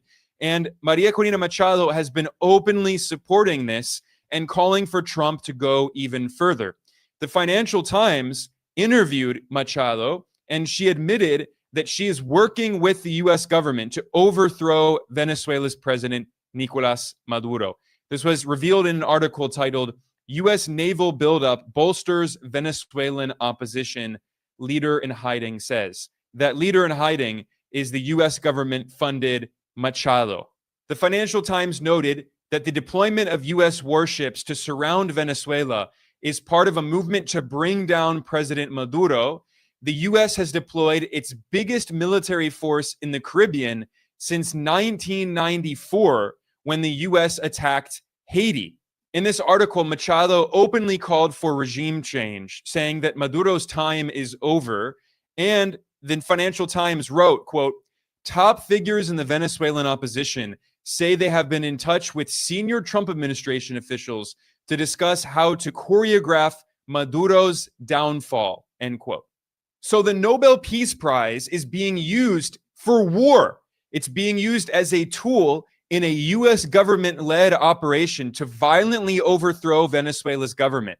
And there's no secret, we all know that the US government plans to replace Venezuela's constitutional president Maduro with this US puppet, Maria Corina Machado, who has been funded by the US government for over 20 years. And what does Machado plan to do if the US manages to put this puppet in power? She admitted in another interview with the Financial Times that she wants to privatize Venezuela's enormous oil reserves. This Financial Times article from 2023 noted that Machado is the leader of the most radical wing of the right-wing opposition in Venezuela. She's not a moderate right-winger. She's a far-right extremist. And I'm reading here from the Financial Times, quote, "If elected, Machado has planned to privatize PDVSA, the state oil company," end quote. And then Machado herself said, this is a direct quote, "We have to privatize and open up the markets, beginning with the energy sector. It will all be open to private investment," end quote. So they're not hiding it. The US is waging war on Venezuela, and they want to put in power this US-funded puppet in order to privatize some of the largest oil reserves on earth, to sell them off to US corporations.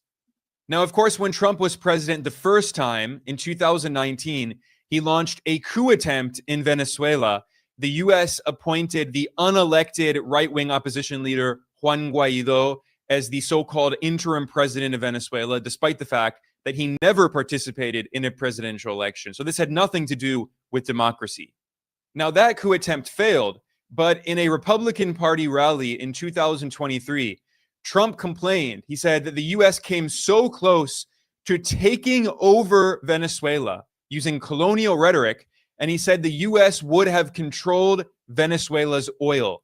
Listen here. Venezuela. How about we're buying oil from Venezuela?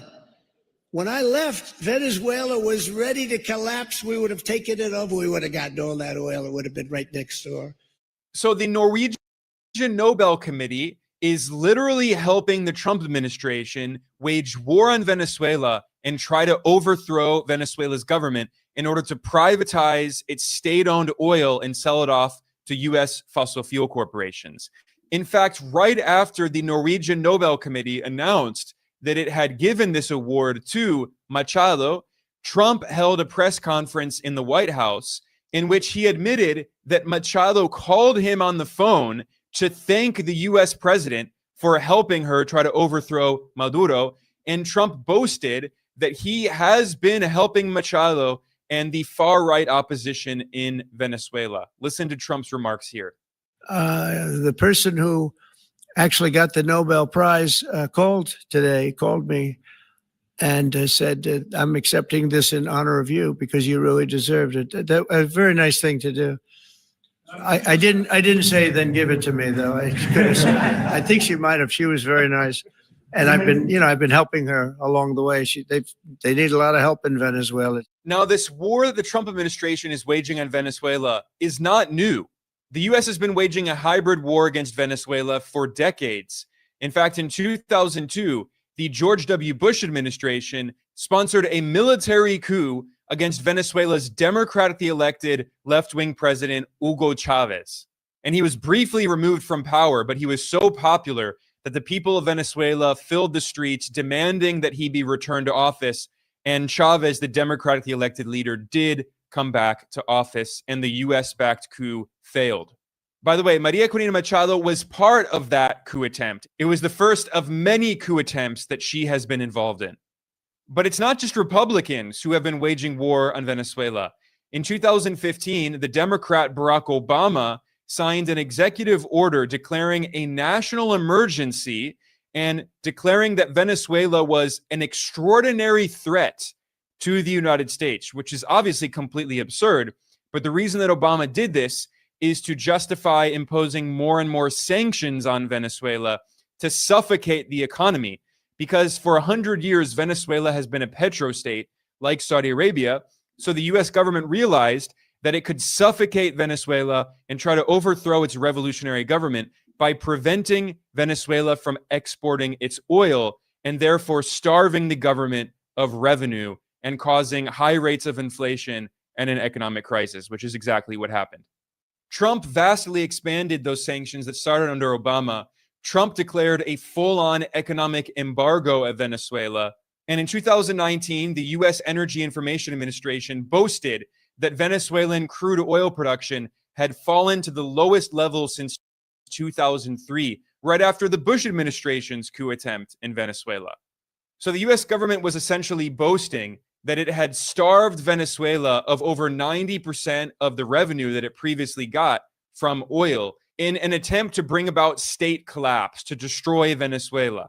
And during that US-backed coup attempt in 2019, Maria Corina Machado did an interview with the US government propaganda outlet Voice of America, in which she openly called for a US intervention in Venezuela. She wanted an invasion to overthrow President Maduro. She's been calling for this for years. Esto no es una dictadura, esto no es un problema de militares venezolanos corruptos, esto es un tema de mafias. Obviamente no van a ceder si no existe una amenaza real, creíble, una amenaza severa y una amenaza inminente.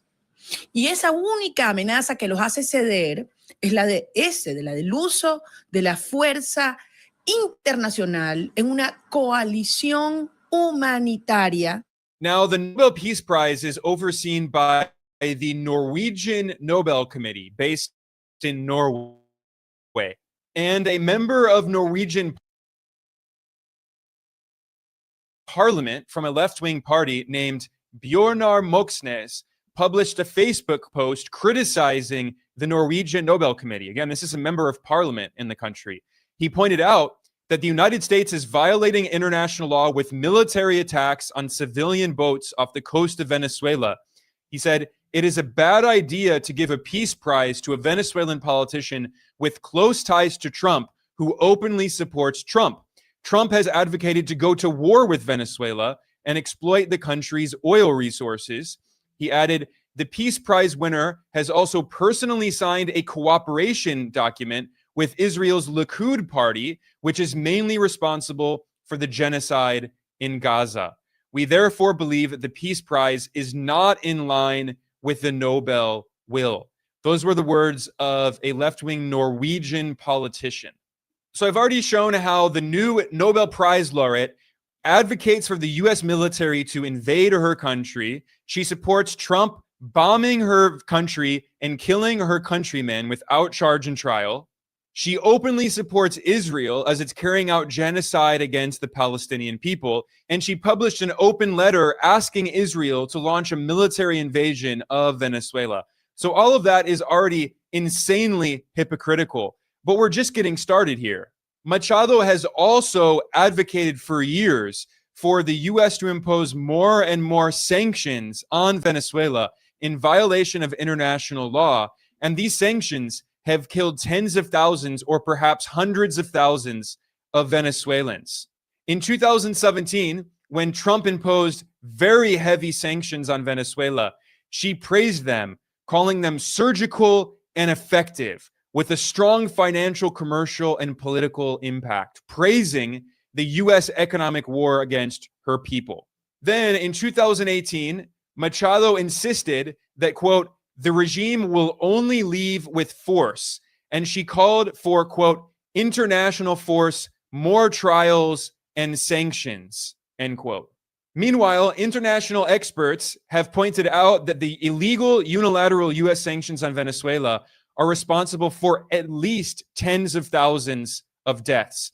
This was a report published in 2019 by the Center for Economic and Policy Research in Washington, D.C. This study was co-authored by the renowned economists Mark Weisbrot and Jeffrey Sachs.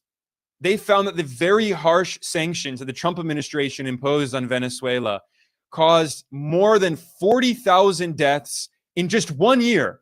From 2017 to 2018, the sanctions reduced the availability of food and medicine and increased disease and mortality. And these economists warned that if the sanctions continued, they will almost certainly result in tens of thousands more avoidable deaths. Now we're in 2025, nearly a decade later, So it's very likely that hundreds of thousands of Venezuelan civilians have been killed by these illegal US sanctions. In fact, another scientific study published in 2025 in the peer-reviewed journal The Lancet, the world's leading medical journal, this study found that unilateral sanctions, primarily by the US, lead to over 500,000 deaths every single year. They estimated an average of 564,000 excess deaths around the world every year caused by unilateral sanctions. The US is responsible for the vast majority of those. And most of the sanctions-related deaths were children under the age of 5. So again, not only has Maria Corina Machado called for the US military and Israel to invade her country, not only does she support the Trump administration bombing Venezuelan ships and killing Venezuelans without charge or trial. Moreover, she supports these murderous sanctions that have killed hundreds of thousands of Venezuelans. And yet she wants more because she wants to collapse Venezuela's economy. She wants the state to collapse completely, to be overthrown, so the US can put this puppet in power. And this is the war criminal. This is the far-right extremist that now just won a Nobel Peace Prize. It is completely absurd. But when you realize how corrupt the Norwegian Nobel Committee is, then it's actually not that surprising that this US-backed coup plotter and war criminal won the award, because back in 2024, it was the US government, US Congress members, who lobbied for Machado to win the Nobel Prize. And can you guess who wrote this letter that successfully lobbied for the Nobel Prize for Machado? Among the signatories were Marco Rubio, who then served as US Senator. He's now the Secretary of State and the National Security Advisor in the Trump administration, the second most powerful person in the US government after Trump, who has pushed for regime change in Venezuela for decades. Marco Rubio called for a military invasion of Venezuela. Rubio has been lobbying for years for Machado to get the Nobel Peace Prize. Another signatory was Michael Waltz, or Mike Waltz, who was previously Trump's national security advisor. Now he's the US ambassador to the UN. And other senators and members of Congress signed this letter, including Rick Scott, Mario Diaz-Balart, Maria Elvira Salazar, and several other members of Congress. These are the US government officials who have been working closely with the right-wing Venezuelan opposition to try to overthrow Venezuela's government. And again, I have to emphasize that this did not start under Trump, even in Trump's first term. This goes back 2 decades. Maria Corina Machado has been cultivated and funded by the US government for over 2 decades to become a loyal US puppet to rule Venezuela on behalf of US corporations. In 2005, George W. Bush invited Machado to the White House, and there are photos published by the George W. Bush White House website showing Machado in the Oval Office meeting Bush, and the White House identified her as the executive director of an organization called Sumate, and they claim that this is supposedly an independent democratic civil society group in Venezuela that was established in 2002. Now, let's not forget that 2002 was the year when the George W. Bush administration backed a military coup against Venezuela's democratically elected president, Hugo Chavez. And Maria Corina Machado was part of that US-sponsored coup attempt. And while the White House claimed that Machado's so-called civil society group was supposedly independent, in reality, it was funded by the US government. This was admitted in a bill that was discussed in the US Congress that was titled Expressing Support for the Work of the National Endowment for Democracy in Venezuela. You can find this on the US government website back in 2004.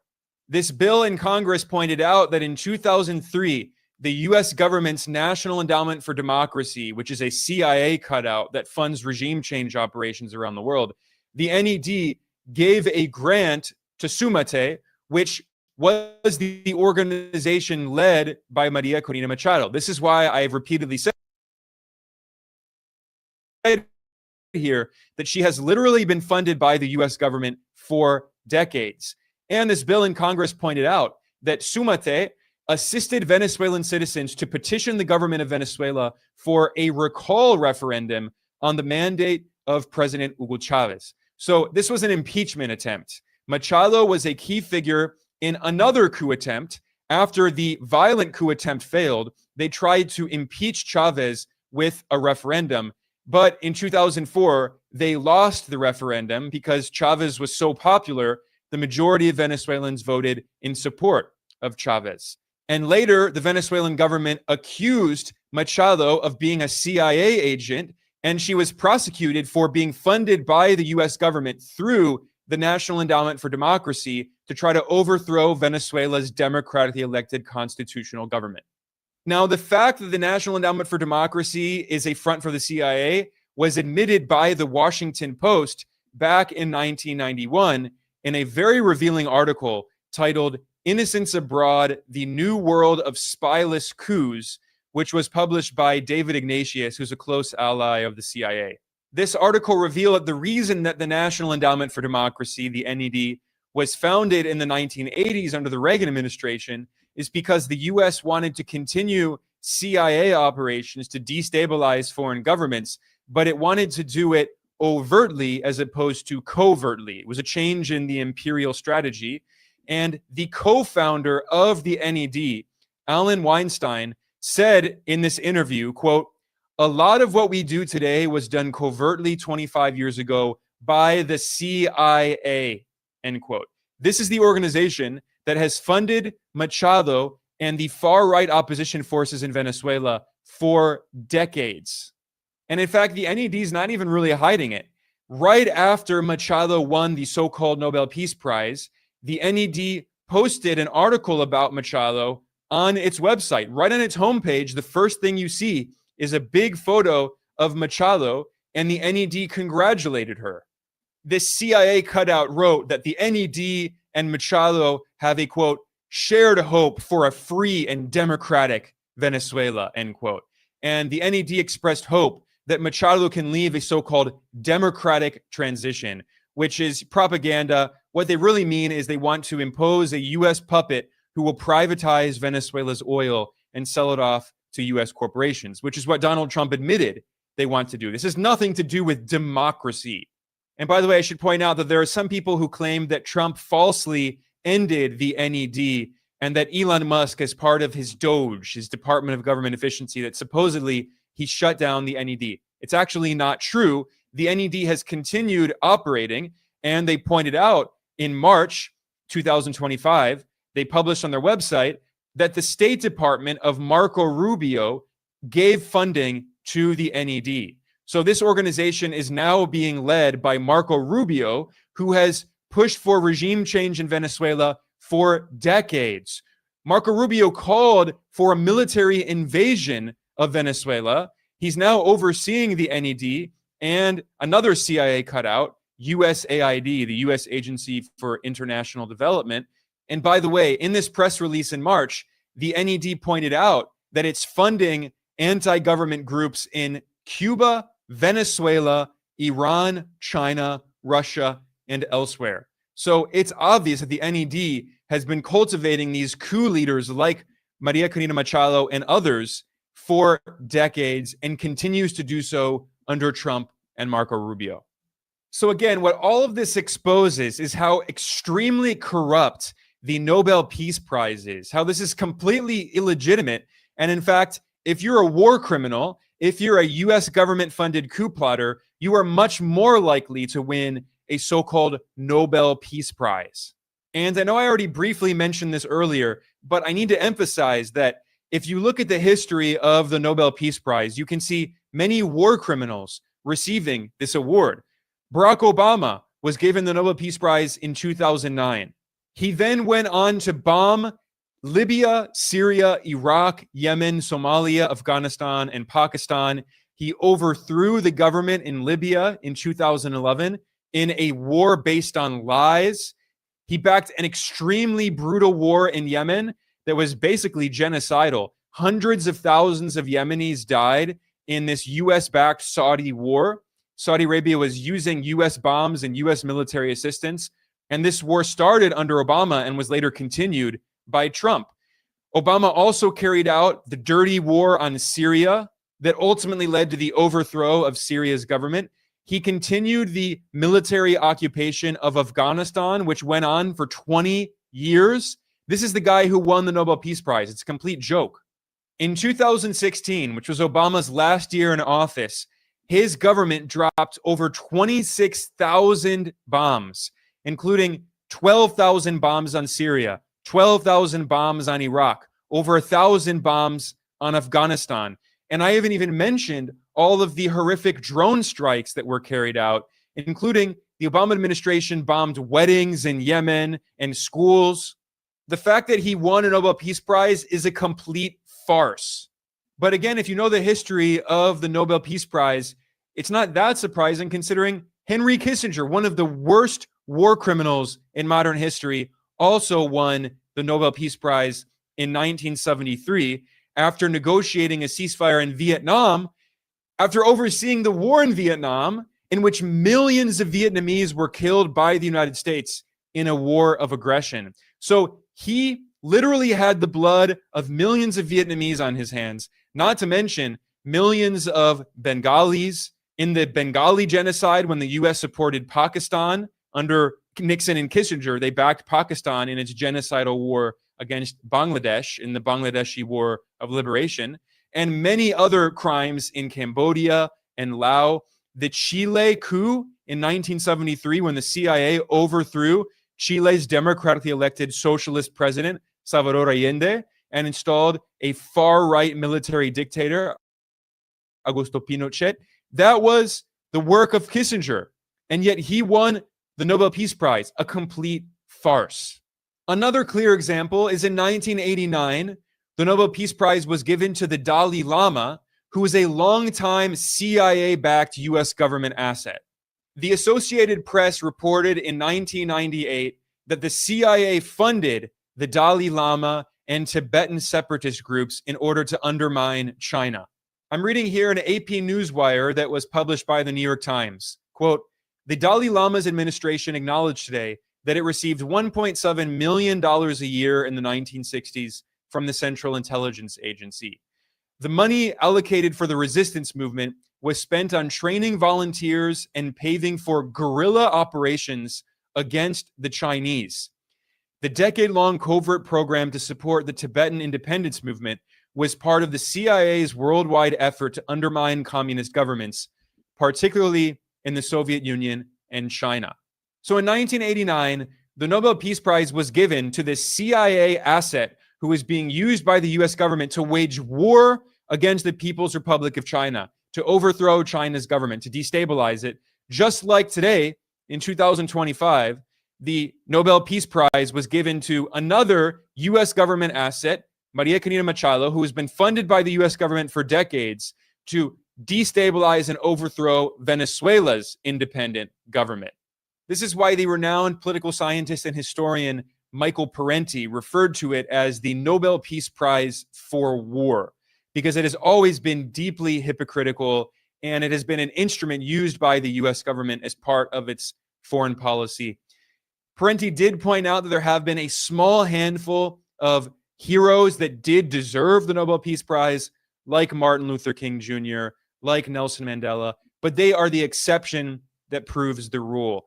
The vast majority of the time, the Nobel Peace Prize is corrupt and it is a tool of interventionism that is ironically used to justify more US wars and violence, not peace. On that note, I'm going to conclude. I am Ben Norton. I am the editor-in-chief of Geopolitical Economy Report. Please like and subscribe. Please share this. If you like the work that we do here, you can consider becoming a patron over at patreon.com/geopolitical economy. There's a link in the description below. I want to thank everyone for joining me today. I will see you all next time.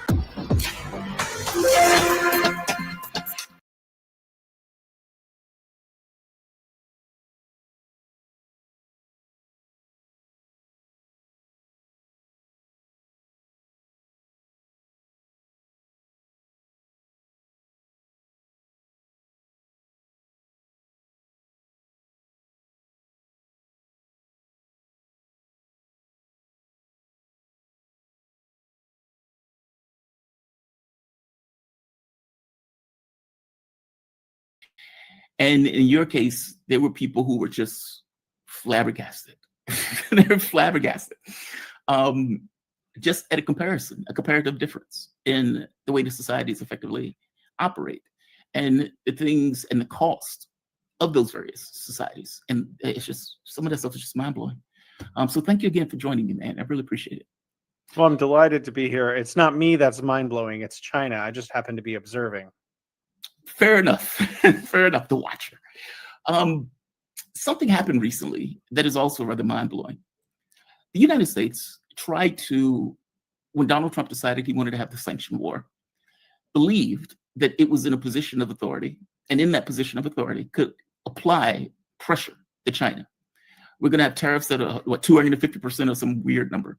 We're going to try to destroy China's ability to make high technology, in which case Joe Biden comes out with the CHIP Act, and Joe Biden puts restraints on chips and everything else.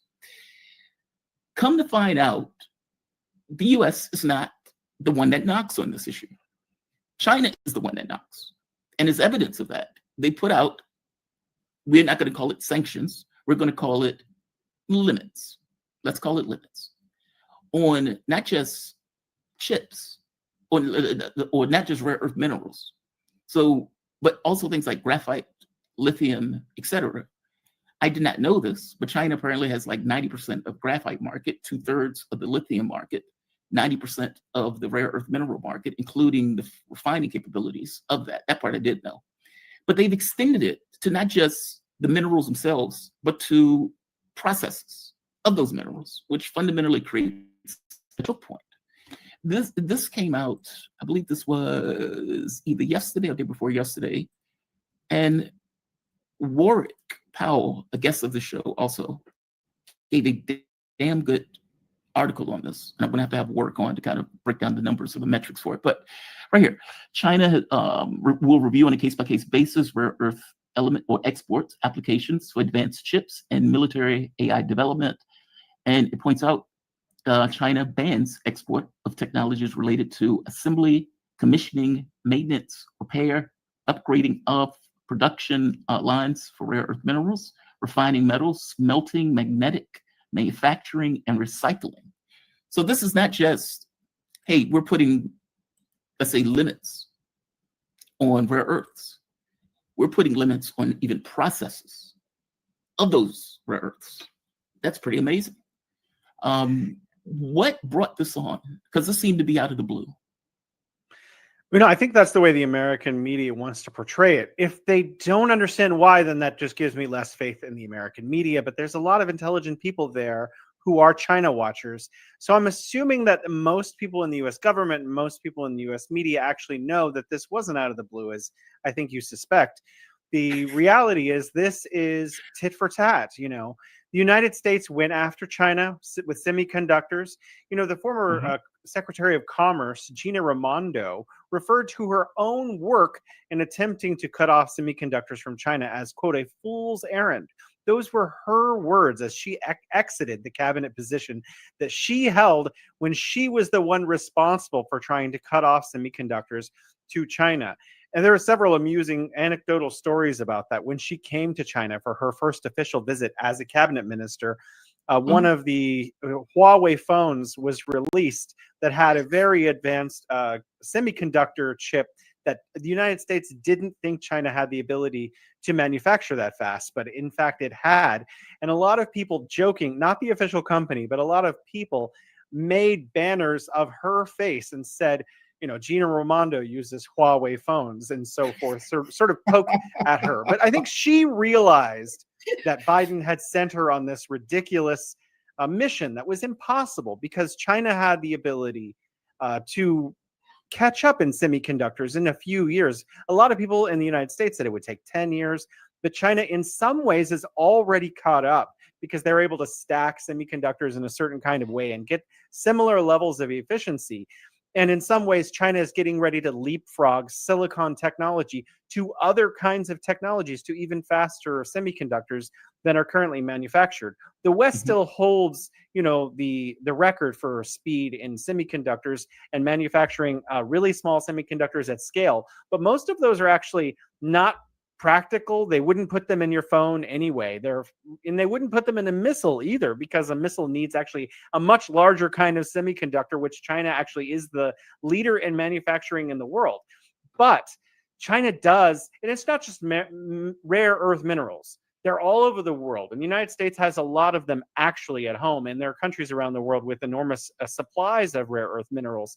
It is the manufacturing and the processing, which sometimes can go through 100 different chemical permutations before they get to the final product, in order to separate them out from everything else that they're mixed in with when they come out of the earth.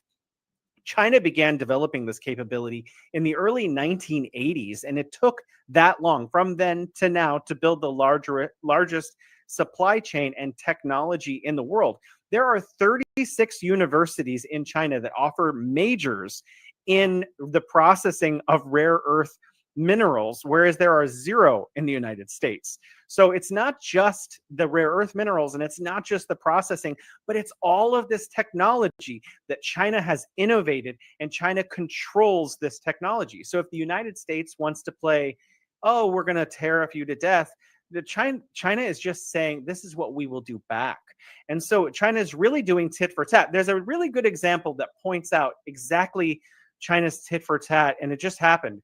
Because about 2 months ago, the United States attempted to impose fees for vessels that were owned by Chinese companies going to U.S. ports. So I think it was today or yesterday, China also said, we're going to impose fees for vessels and companies coming to Chinese ports. So all China is doing is just holding a mirror up to the United States and saying, this is what you're doing, but we can do it better. And China, like you said,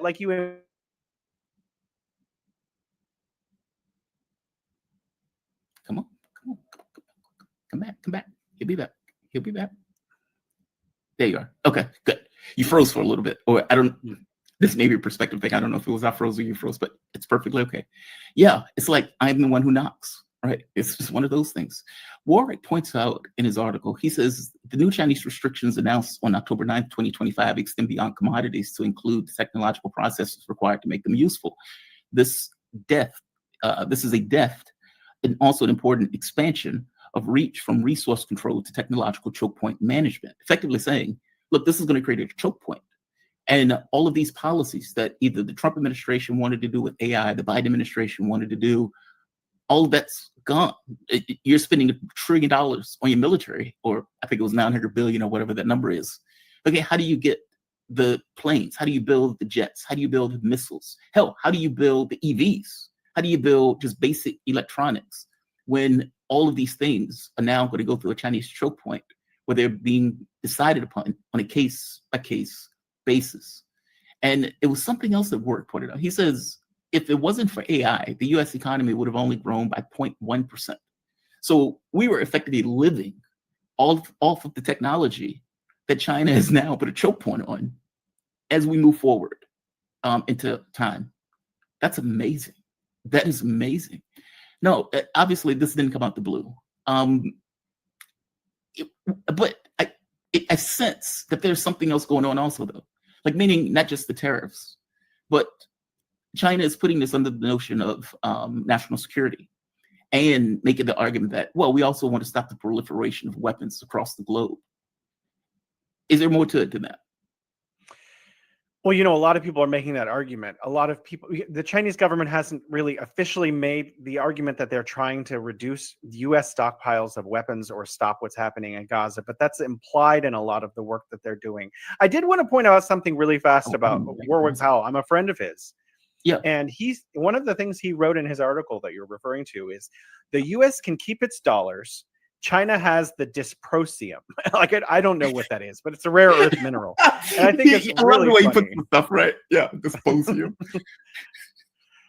Because the U.S. is selling U.S. dollars in order to buy gold, and has been doing that since around 2013. So the U.S. keeps weaponizing the dollar, using its sanctions, hurting countries around the world. It's Europe and the United States are stealing Russian money. So a lot of that is actually really interesting, because that is scaring away huge investors like China, which in 2008 bought $1 trillion in U.S. treasuries. But when the United States, turned to China and said, you know what, we're we're going to try to contain you. And basically that came out of several administrations. And it's not either party. It seems to be both parties. And so China's like, okay, well, we'll slowly reduce our holdings of US Treasuries until now. China holds more gold than it does US Treasuries, which is a reverse from just last year. So, I mean, that is something that these are self-inflicted wounds. The way that the United States is attempting to deal with China is aggressive. They're framing China as an adversary. When in my personal opinion, the United States, its best interest is to frame China as a peer. You know, one of the things that was happening to the UK when it began to lose its hold on global power is it turned to the obvious successor and said, okay, US, we're going to be allies with you because, you know, we want to basically stay relevant. I think if the United States wants to stay relevant in the emerging multipolar world, its best hope is to develop a closer diplomatic relationship, closer trade ties with China. And I think that Washington, D.C., for the last 4 administrations has really fumbled that and messed up. So I think China's not just attempting to stop U.S. proliferation, but it's saying that it can. That is essentially a threat to one of the things that the United States values, and that it's its military primacy, which, you know, a lot of the rest of the world isn't very fond of. So if the United States wants to come back to the table and lower tariffs and go tit for tat back down to where it was before maybe 2016, it can do that. But one of the things that I think this administration, this Trump administration, the new one, is they really came out arrogantly and thought that they could really knock China down. You say if China is the one that knocks. China isn't trying to hurt the United States. China is trying to show the United States that it is capable of doing so that in future negotiations, the United States might come to its senses. Now, there is a rumor, and this rumor was started by the Wall Street Journal, that China has in fact offered the United States $1 trillion of investments in factories and other things to help the U.S. economy in exchange for basically, you know, peace. And it has a list of kind of demands that it would like. And if the United States, if Trump wants to win, I swear this is the only way to go, is to basically take China up on its offer and put the China hawking to the side. I really Jason, think that that's is the hard. best way to go for the United States. Oh, that's hard. That's hard. Because what you're asking is a country that views itself as a hegemon. Still, I don't believe for a moment the U.S. has given up on this idea of a hegemon. That has spent the last, as you point out, like 3 or 4 administrations with the entire objective to be, we need to contain China. China is an issue. China is a threat. They pulled 800 billion people out of poverty, 800 million people out of poverty. This is an issue for us. We got to do something about it. Meaning Obama's entire policy for the whole Trans-Pacific Partnership was to cow China. And so it's like you have this momentum, not to mention this hubris that runs through this kind of thread of U.S. thinking. That is a hard ship to turn around. But to your point, 78% of U.S. I'm sorry, just one last point. 78% of U.S. military hardware requires components from China. I'm sorry, I said that wrong. 70. How do I put this? 78%. There it is. Over 78% of military systems rely on materials sourced directly from China or indirectly from China. Maybe they should put it to the side. Give me your thoughts. I completely agree. I think the United States' only choice, well, I mean, I actually would like to see the U.S. de-escalation of its military, of our military. I think it's overkill, and we can look at around the U.S. infrastructure. We clearly need to be investing in the Republic, not in the Empire. But that's beside the point. If the United States wants to continue to be a viable economy, the only way forward is with Chinese companies. There's a Chinese company, and just one example of many. There's a professor at Princeton, Kyle Chan, who tracks all of the Chinese JVs, joint ventures in the United States. But this is just one example of those. It's called Invenergy, and it's opened with a Chinese solar company and an American solar company, and it manufactures solar for the U.S. market and export with American workers on American soil, but it uses Chinese technology. That is the kind of win-win that the United States needs. The United States if we want to bring manufacturing back, firstly, it's very difficult because of the input problem and the cost of all of these, the cost of electricity, the cost of energy, water, all of these things. But if we do want to start bringing manufacturing back, we need Chinese technology. The CEO of Ford went to the BYD factory in China, and he said it was, quote, humbling. I mean, he said a lot of other things that basically go towards that. But if Ford or GM want to be successful, they should be doing JVs with BYD and China's Chery and working with Chinese companies using Chinese innovation, Chinese technology, and bringing that to US consumers.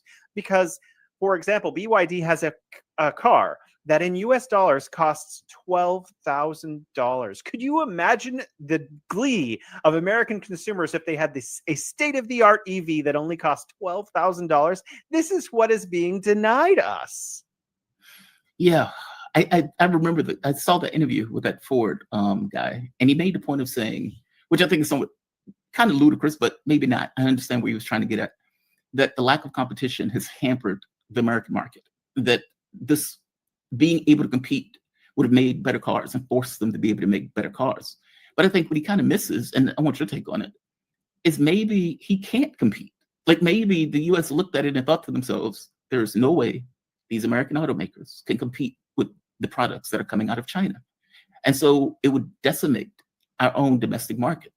And so even though we may not be able to sell those cars abroad, at the very least, we can maintain our market and sell them here. Give me your thoughts on that, though. I mean, because I heard his comments and I was like, dude, I think they're trying to save you. You're missing it.